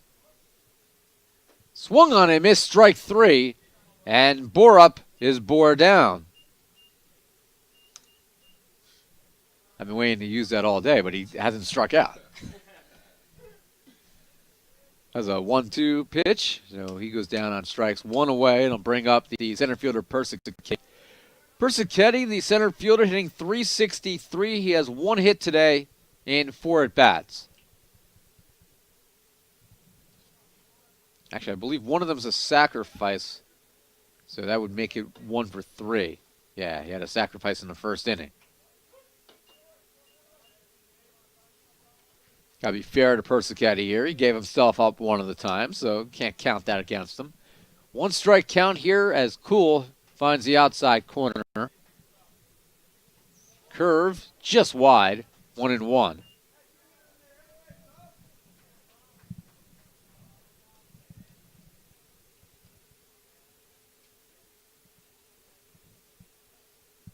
Hello, Lenny Reich, D3 SIDA president, succeeding me after I threw him the gavel. Oh, my phone's on 10%. I probably should charge it. There we go.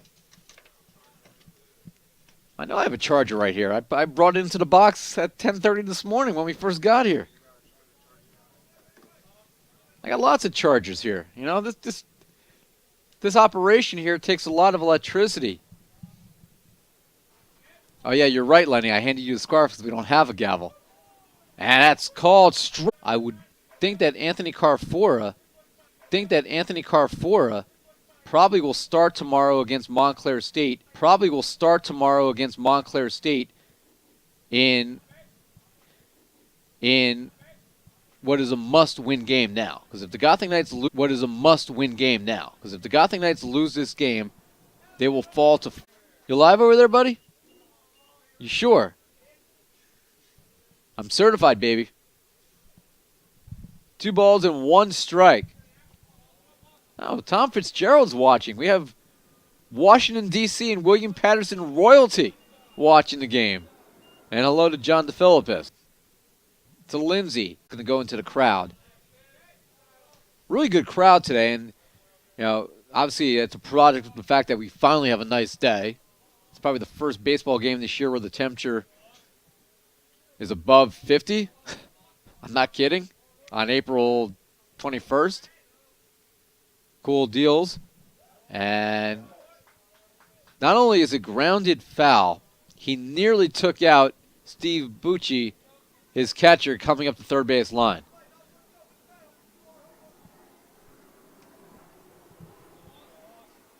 So it's 3-2 with a plane flying overhead low, getting ready to land at Newark Airport. So the field, there's a shadow in the outfield. Pop in the air. Down the right field line. Foul territory. Berardi trying to track it up against the fence. He leaps. And it's over the fence. That's actually dangerous there for a fielder to go down the line and try to leap up. But you easily can get your arm as you're going over the fence caught on the top of the chain link fence. I guess no risk, no reward.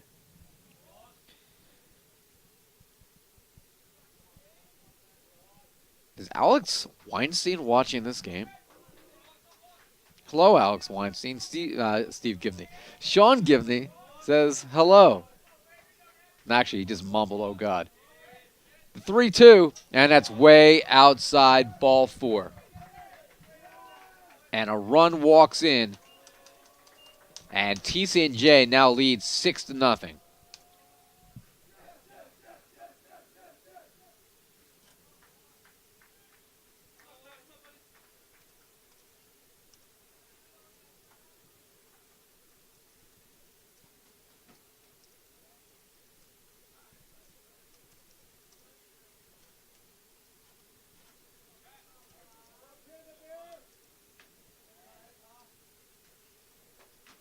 So, bases still loaded to bring up Anderson, the designated hitter. He has grounded into a double play, lined to center, fouled out to first, and been hit by a pitch and scored.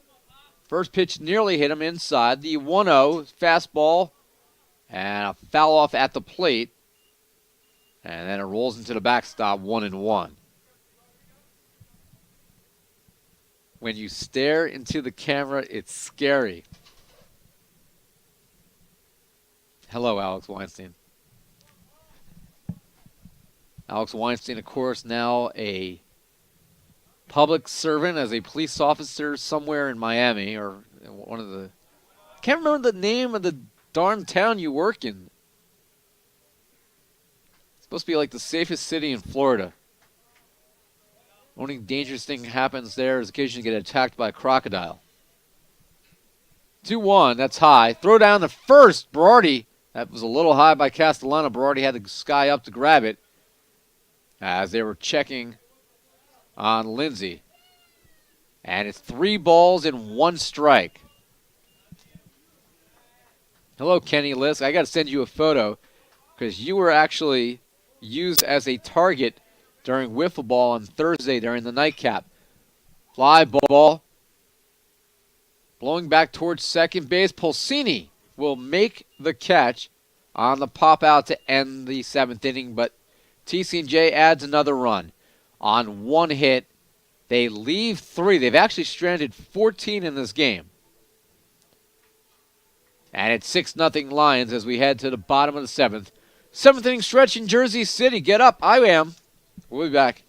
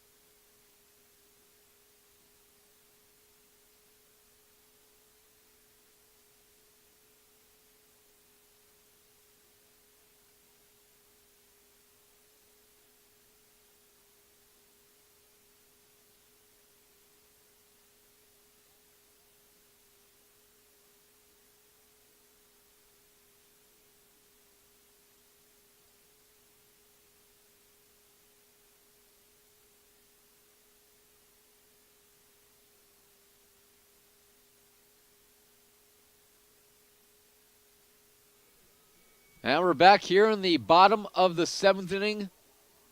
The Gothic Knights have rallied from this kind of a deficit this year, but they haven't faced a pitcher like Zachary, and he continues to work very equitably here. Just 81 pitches through the first 6 innings. And the first pitch to Juan Pena is fouled off over our heads and out of play.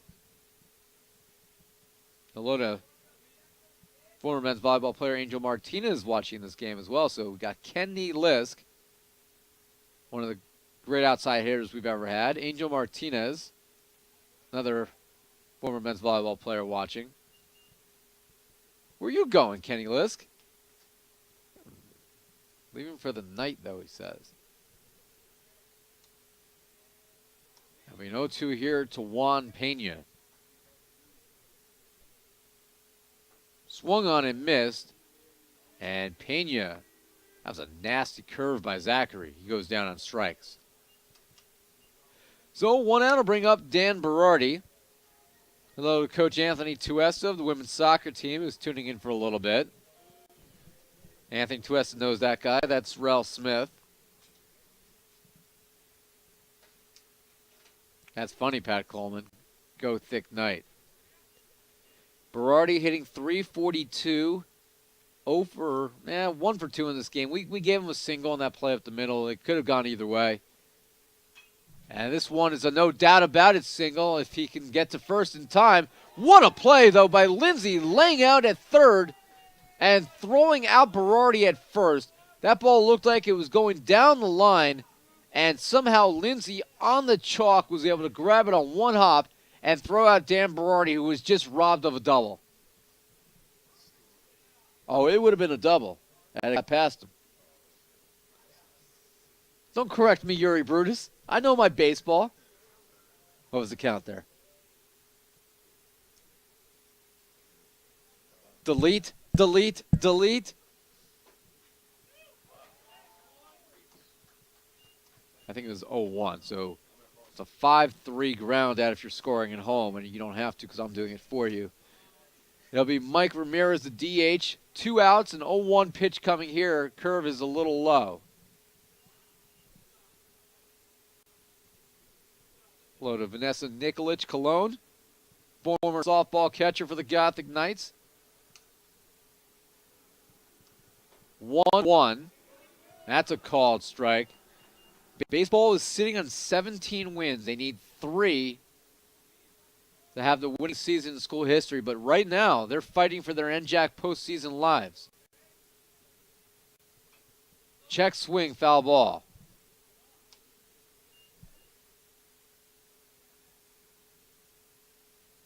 NJCU has not made the NJAC tournament since 1995. It's a product of the fact that the NJAC is potentially the best baseball league in the country. I mean, more than half the teams in the league have won a national title. And Ramirez goes down on strike, swings and misses at the fastball, gives a nod to Zachary, who laughs as he walks off the mound. Zachary and Ramirez, a little sign of respect there, both senior pitchers. Ramirez, of course, a two-way player now. And he chases that fastball off the plate. And Zachary retires NJCU in order here. Zachary has 8 strikeouts. He has walked just 1. And he has retired 5 in a row. We'll be back.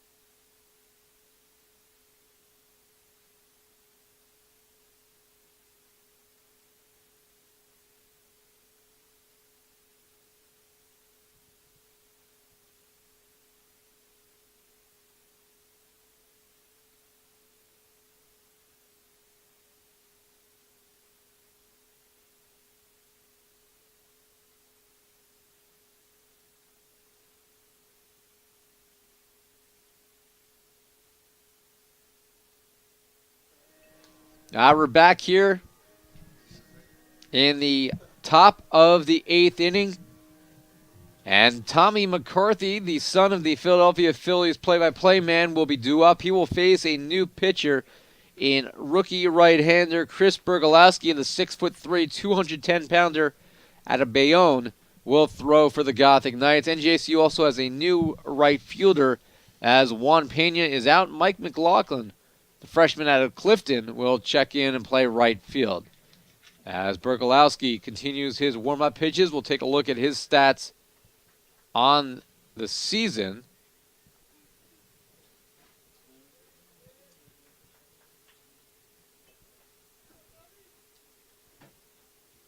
Bergalowski, this is his 8th appearance in relief. No decisions, an 8.22 ERA, but he's been wild.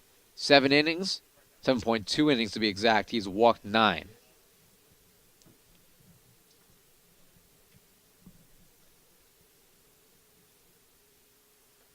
So it'll be McCarthy, Simon, and Bucci. McCarthy hitting .301. Walked in the 6th inning. He has 2 hits today.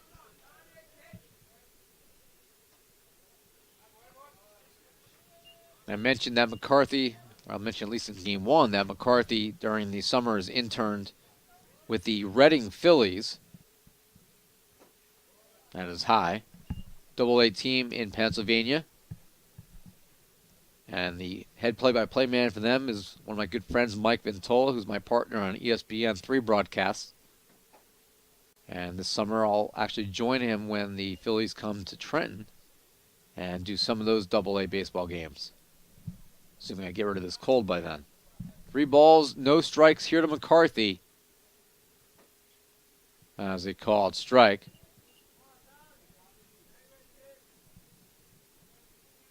Hello to Amy watching the broadcast.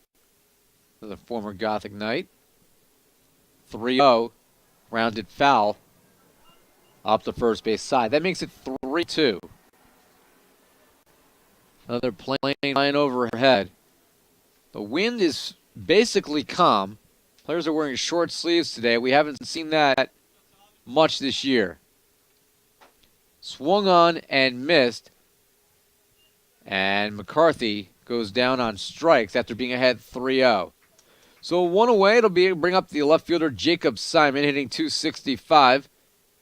He's an RBI single in the first inning, but since then has not been on base.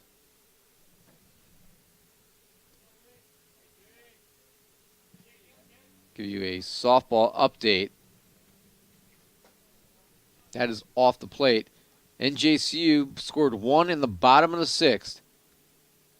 They could not get another, and they fall today on senior day to Rutgers Newark by a score of 4-3. And the final home games for Melissa Mendoza and Julie Squio. And NJCU had 10 hits but fell to the Raiders. And we talk about softball. John Paugus, whose daughter Brittany was a senior last year, now watching this game. That's a called strike on the 2-0 pitch by Bergolowski to Jacob Simon. Simon, sophomore out of Heightstown. 2-1, fouled back towards us. And it's 2-2.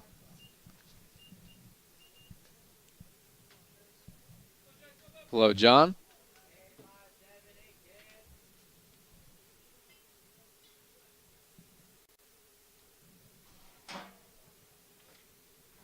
Trying my best to stretch after basically being in the same spot since 11 o'clock this morning.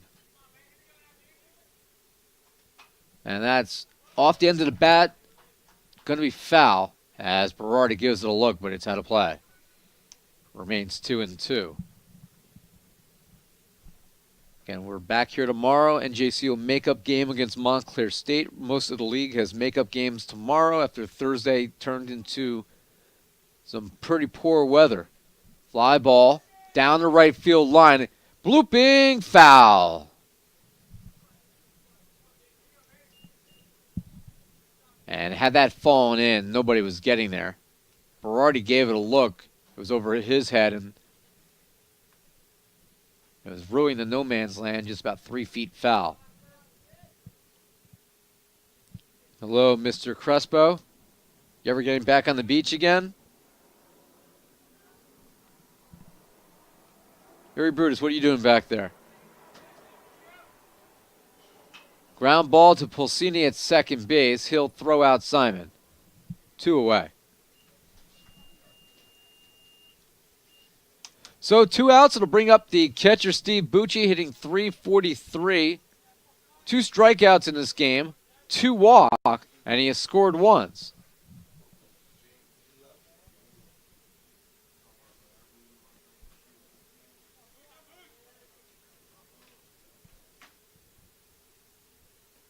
That's low. Have you guys been abandoned by Gene Campbell? Yeah, I wouldn't say that. PG, Yuri Brutus, PG. This isn't a timeout during a men's basketball game. Those are always very colorful and fun to watch. Hey, don't turn the ball over, buddy. Don't miss the shot. Oh, say hi, Phil Nagley. You're on camera. What's this? Is the camera? Yeah. There's pictures in here from senior day? I hope so. I hope so, too. Especially of Julie Squeal and Melissa Mendoza. Called strike 2-2. I'm aware. I actually looked at the live stats and have it right there, 4-3. Oh, look at you. And that through the left side for a base hit. So a 2-out single by Bucci, 14th hit for TCNJ.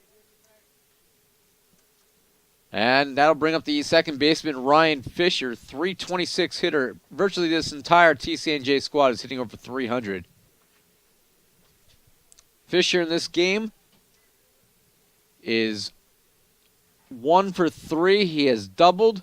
He's been hit by a pitch and scored. He's also reached on an error.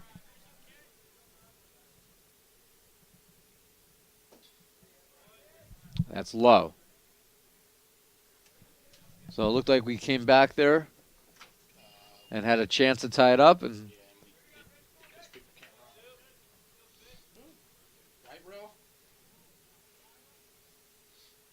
the 1-0 inside. Oh, called strike. Got him on the corner.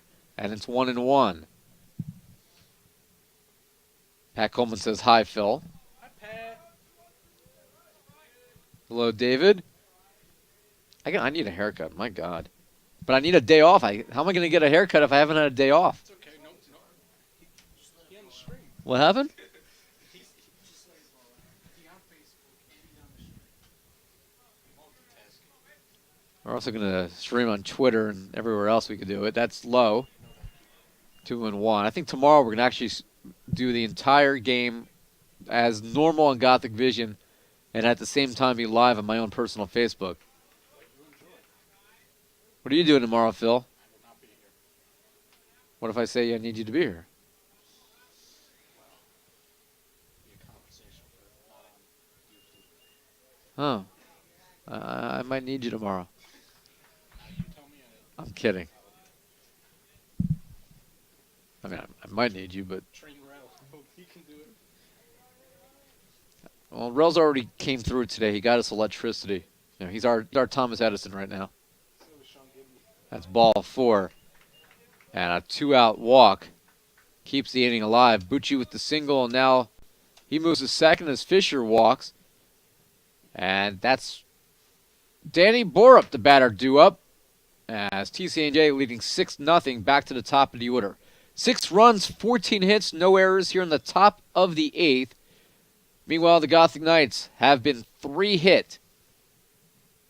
They're trying to avoid being shut out for the second weekend in a row and the second time this year after going more than 30 games between being shut out.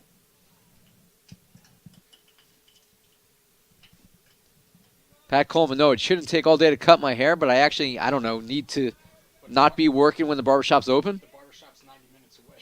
Yeah, the barbershop's at home. I'm not anywhere near home, and it's not open tomorrow, and we're working anyway, so... Your barber should be open on Sunday. Nah, there's no barbers open on Sunday. Mine is. They're off Monday. Down by me, none of them are open. You go to old school then. I'm not going to Supercuts. They don't know what they're doing. Pop in the air. And middle of the infield will be Nick Legato making the catch on Borup, and the inning comes to a close.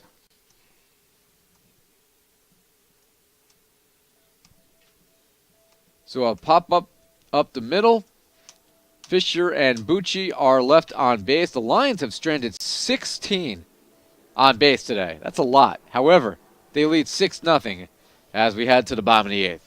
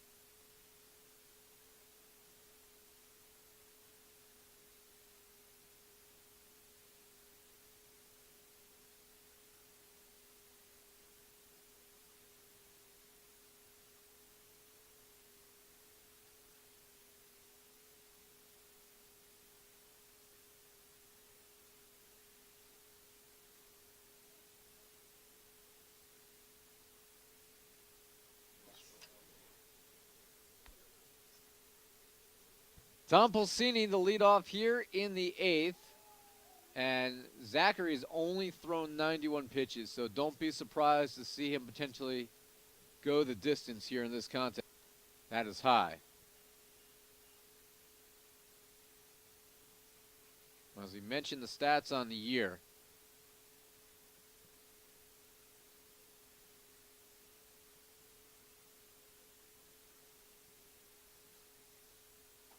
that is like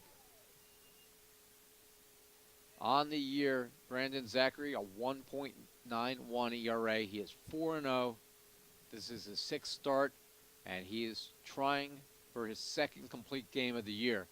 He has not thrown a shutout this season. 1 ball, 1 strike. Popped in the air. Right center field. Zucchetti will make the catch. One away.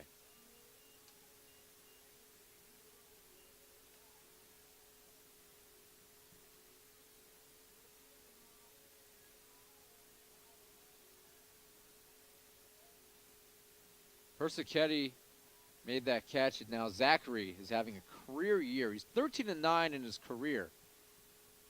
But he was a 500 pitcher in his first 3 years. Last year he had a 4.57 ERA and was 3-4 overall. He was 0-2 as a freshman in 2015. Before this year, his only other really notable season was as a sophomore. He was 6-3 with a 3.65 ERA. He's been consistent the last couple years, throwing a little bit over 60 pitches. As Corsi fouls that one, a check swing off the backstop. For the last couple years, you've seen his strikeout numbers increase. 54 as a sophomore, 60 last year. Now over 40 and counting with 8 today. That's high. A 164 opposing batting average on the year. And that is going to stay about the same, or maybe even go down, as he's allowed just 3 hits in this game. That is low. 3-1 to Corsi. All 3 hits have been singles. He's allowed just 7 runs all season. All have been earned in 33 innings. Called strike to Corsi. It'll be 3-2. This will be the 100th pitch of the game for the TCNJ starter Zachary. Oh my God, it's Craig Kulick, the Riviera Hall of Fame men's volleyball coach, watching this game. Popped in the air, right field, and making the call is the second baseman Fisher, who makes the catch in shallow right. So the way to bring up Eric Kraft. Jesse Kraft, the center fielder, has made 2 ridiculous catches today, but he's still looking for his first hit. Grounded out to third, and a strikeout swinging. 0-2, his average sitting at 250 on the season. And that is a called strike.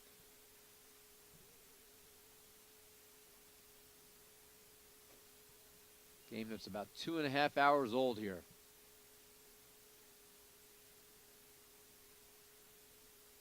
One ball, one strike. Inside, 2-1.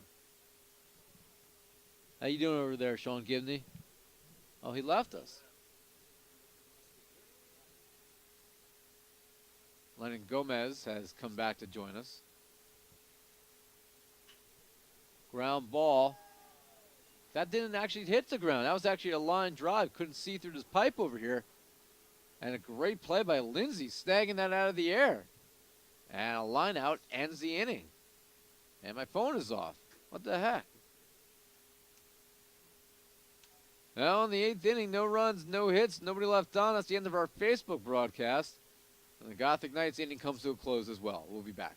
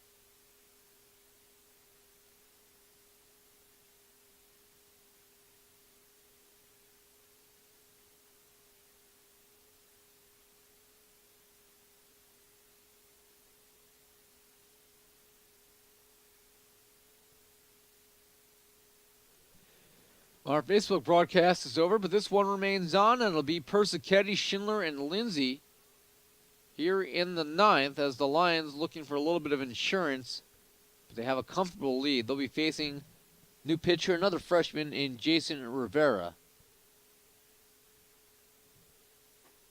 Rivera, freshman right-hander out of Clifton. And 1 ball and 1 strike to Persichetti, the center fielder. Struck out looking in the 7th. He's got 1 hit today.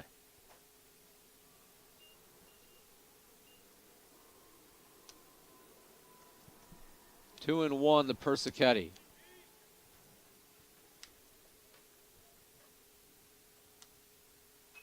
Foul back towards us. So the Lions throwing their 2 best pitchers today.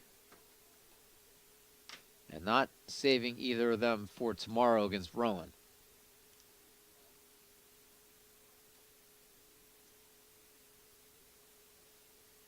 2-2, that's high.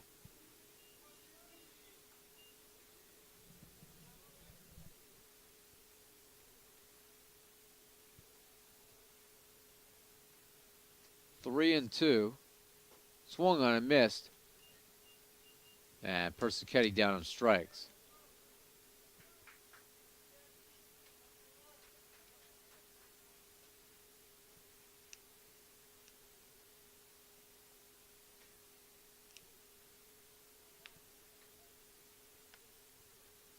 Now bring up Schindler, the shortstop. First pitch, fought off to our left, out of play. He's hitting .369. He was intentionally walked in the 7th inning.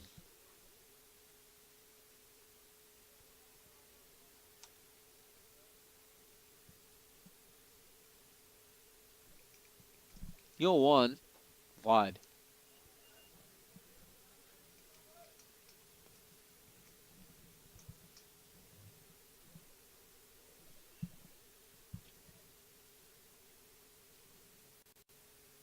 High. It's 2 and 1.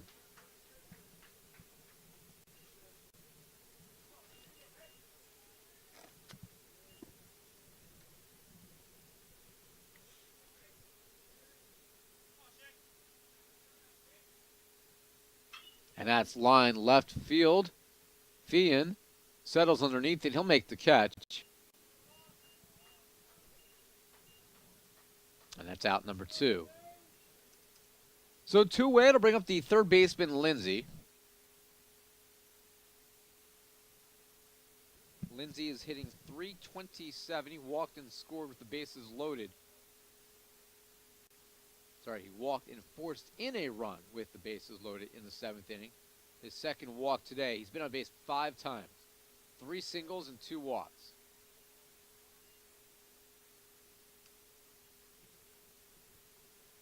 Should tell you about Rivera.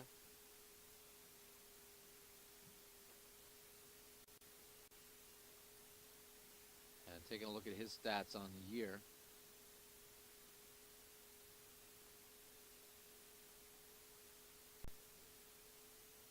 Inside on the hands, 1 and 2.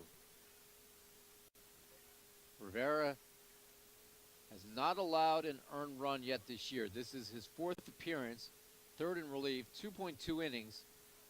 Just allowed 3 hits so far. Fly ball down the right field line, and that is going to go all the way to the fence. That's his 4th hit allowed this year. And Mike McLaughlin, the new right fielder for the Knights, is going to have to retrieve it and fire it back in. 4 hits allowed by Rivera this year, 2 have been doubles. And that is a 2-out double for Lindsay.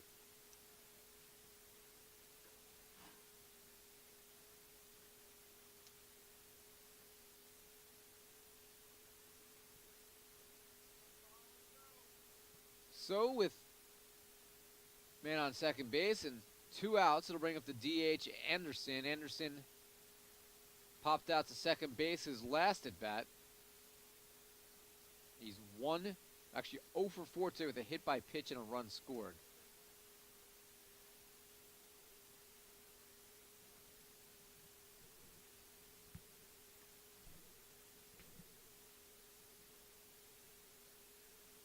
One ball, no strikes.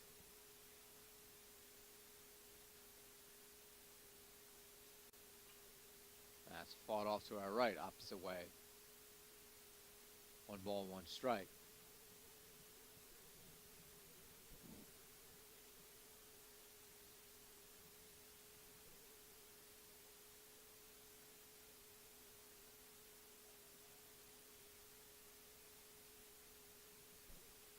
A little low by Rivera, 2-1.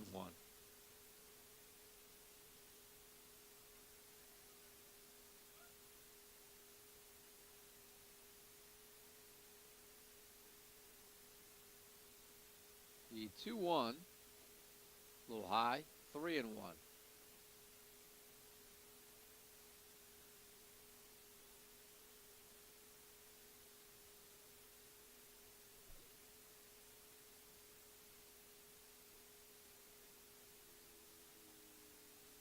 Called strike, 3-2.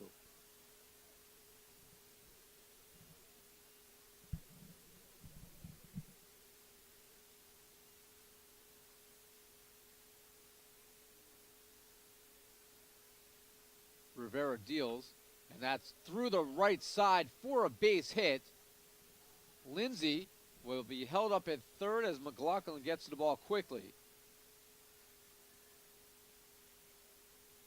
2 outs, McCarthy comes up with runners on the corners.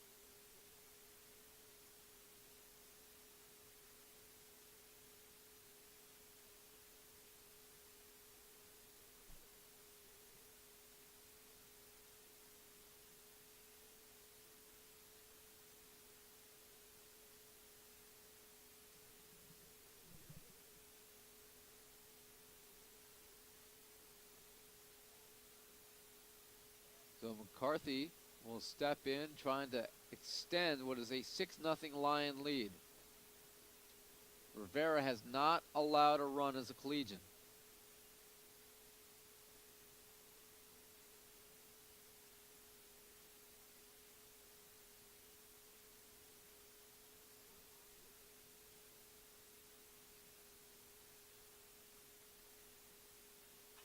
As lined through the right side into right field for a base hit. And it's 7-0.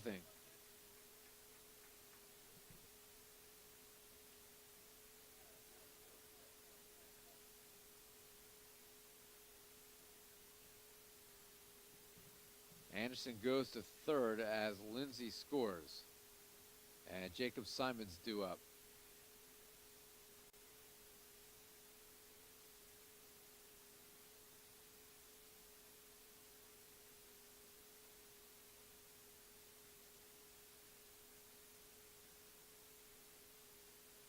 Inside to Simon.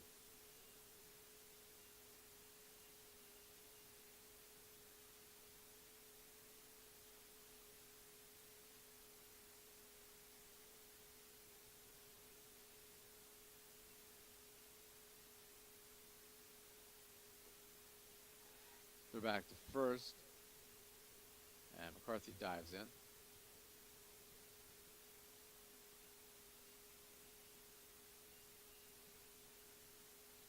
One ball and 1 strike.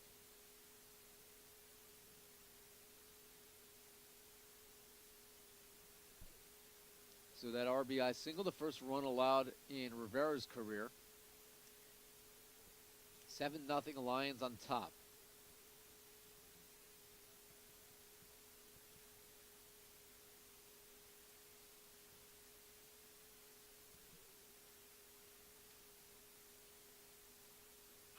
Ground ball. Pulsini flips to Legato and the inning comes to a close.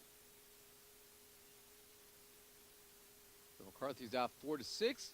Lions leave 2. They've stranded 18 in this game, but they lead 7-0 on a run on 3 hits here in the 9th. Last chance for the Knights coming up.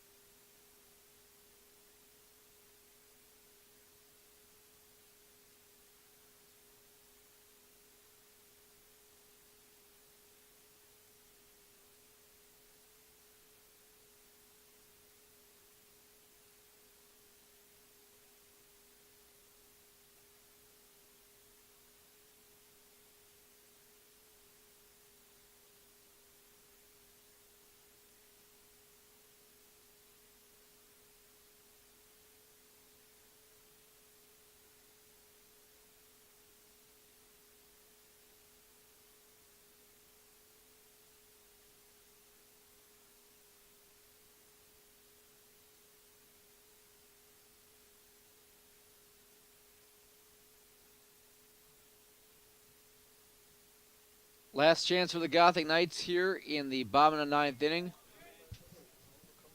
Trying to avoid being shut out for the second time this year. And if it happens, both will be complete game performances.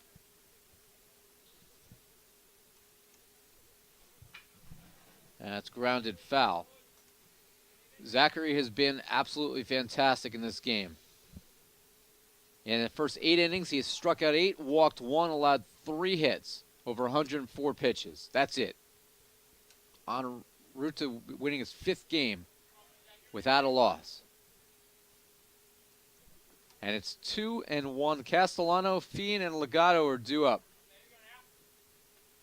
Popped in the air. Left side.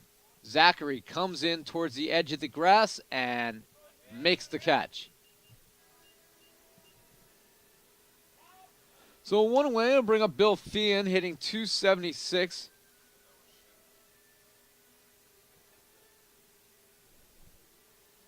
So Zachary Schindler made the catch. And Fian, who walked in the 6th, otherwise 0 for 2. Good pitch by Zachary. So the Lions have a Zachary Schindler, and they have a Brandon Zachary. And that is a base hit through the right side for Bill Fian.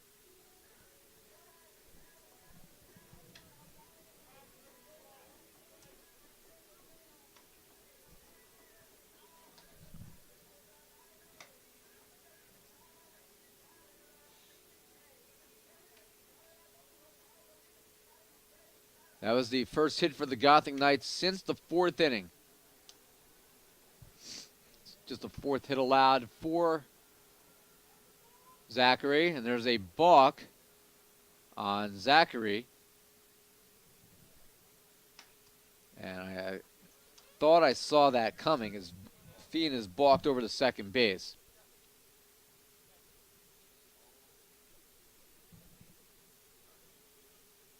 So there's no pitch there. Legato now will have a chance to break up the shutout with Fian at second base.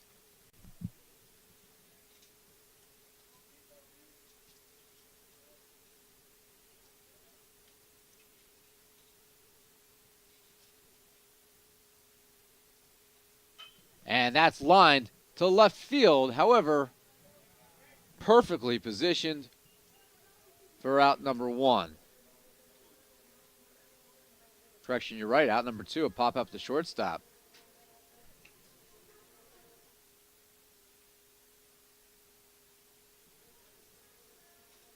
So a line out to left, and now McLaughlin comes up with 2 outs. Perfectly lined up by Jacob Simon. Now the Gothic Knights are down to their final out.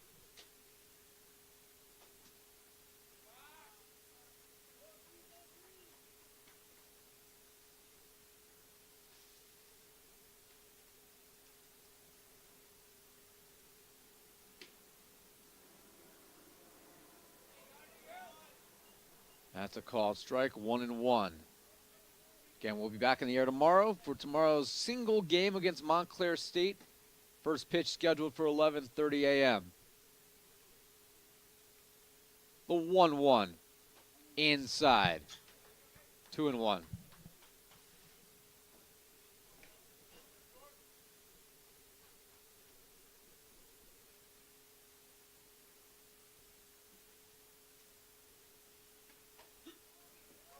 Outside corner, and the Gothic Knights are down to their final strike. 2 balls, 2 strikes, 2 outs, bottom of the 9th inning in Jersey City.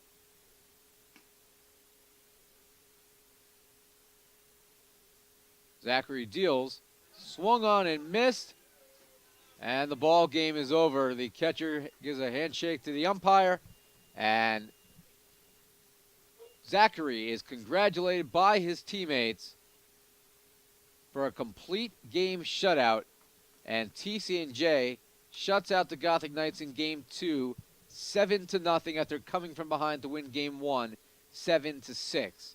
In the 9th inning for the Knights, no runs, 1 hit. They strand 1.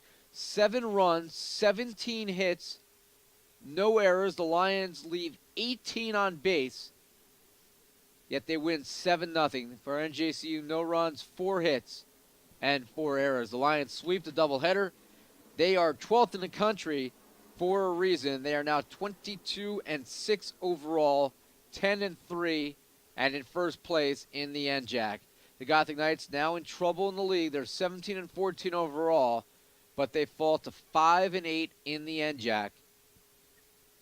And now they need to start winning some games down the stretch, or their dreams of making the NJAC tournament will end here late in the month of April. Final stat line for Zachary, as he improves to 5-0, 9 strikeouts, walked 1, 4 hits. That's it. 118 pitches for him. TCNJ with 3 runs in the top of the first. They gave Zachary all the buffer he needed. The Lions added runs in the 2nd, 6th, 7th, and 9th inning, single runs in each, as they are victorious today by a score of 7-0. Special thanks to our camera operator today, Ruben Acosta. Also, Yuri Brutus, who was on our graphics today, as the two of them helped us stay on the air throughout this broadcast. Also, thanks to Angelo Romano, who was our scoreboard operator throughout today's doubleheader. Our next broadcast of NJCU baseball will be tomorrow at 11:30 a.m. when the Gothic Knights take on Montclair State University. That is a makeup of a game that was supposed to have been played on Thursday. Of course, rain washed that out, washed out a majority of the games in the NJAC, so there'll be a ton of conference baseball to be played tomorrow throughout the Garden State. On behalf of everyone at NJCU Athletics, I'm Ira Thor. Thanks for watching today's doubleheader between NJCU and TCNJ live here in Jersey City. Until we talk to you tomorrow morning, 11:30 a.m., NJCU and Montclair State. Be well, everybody.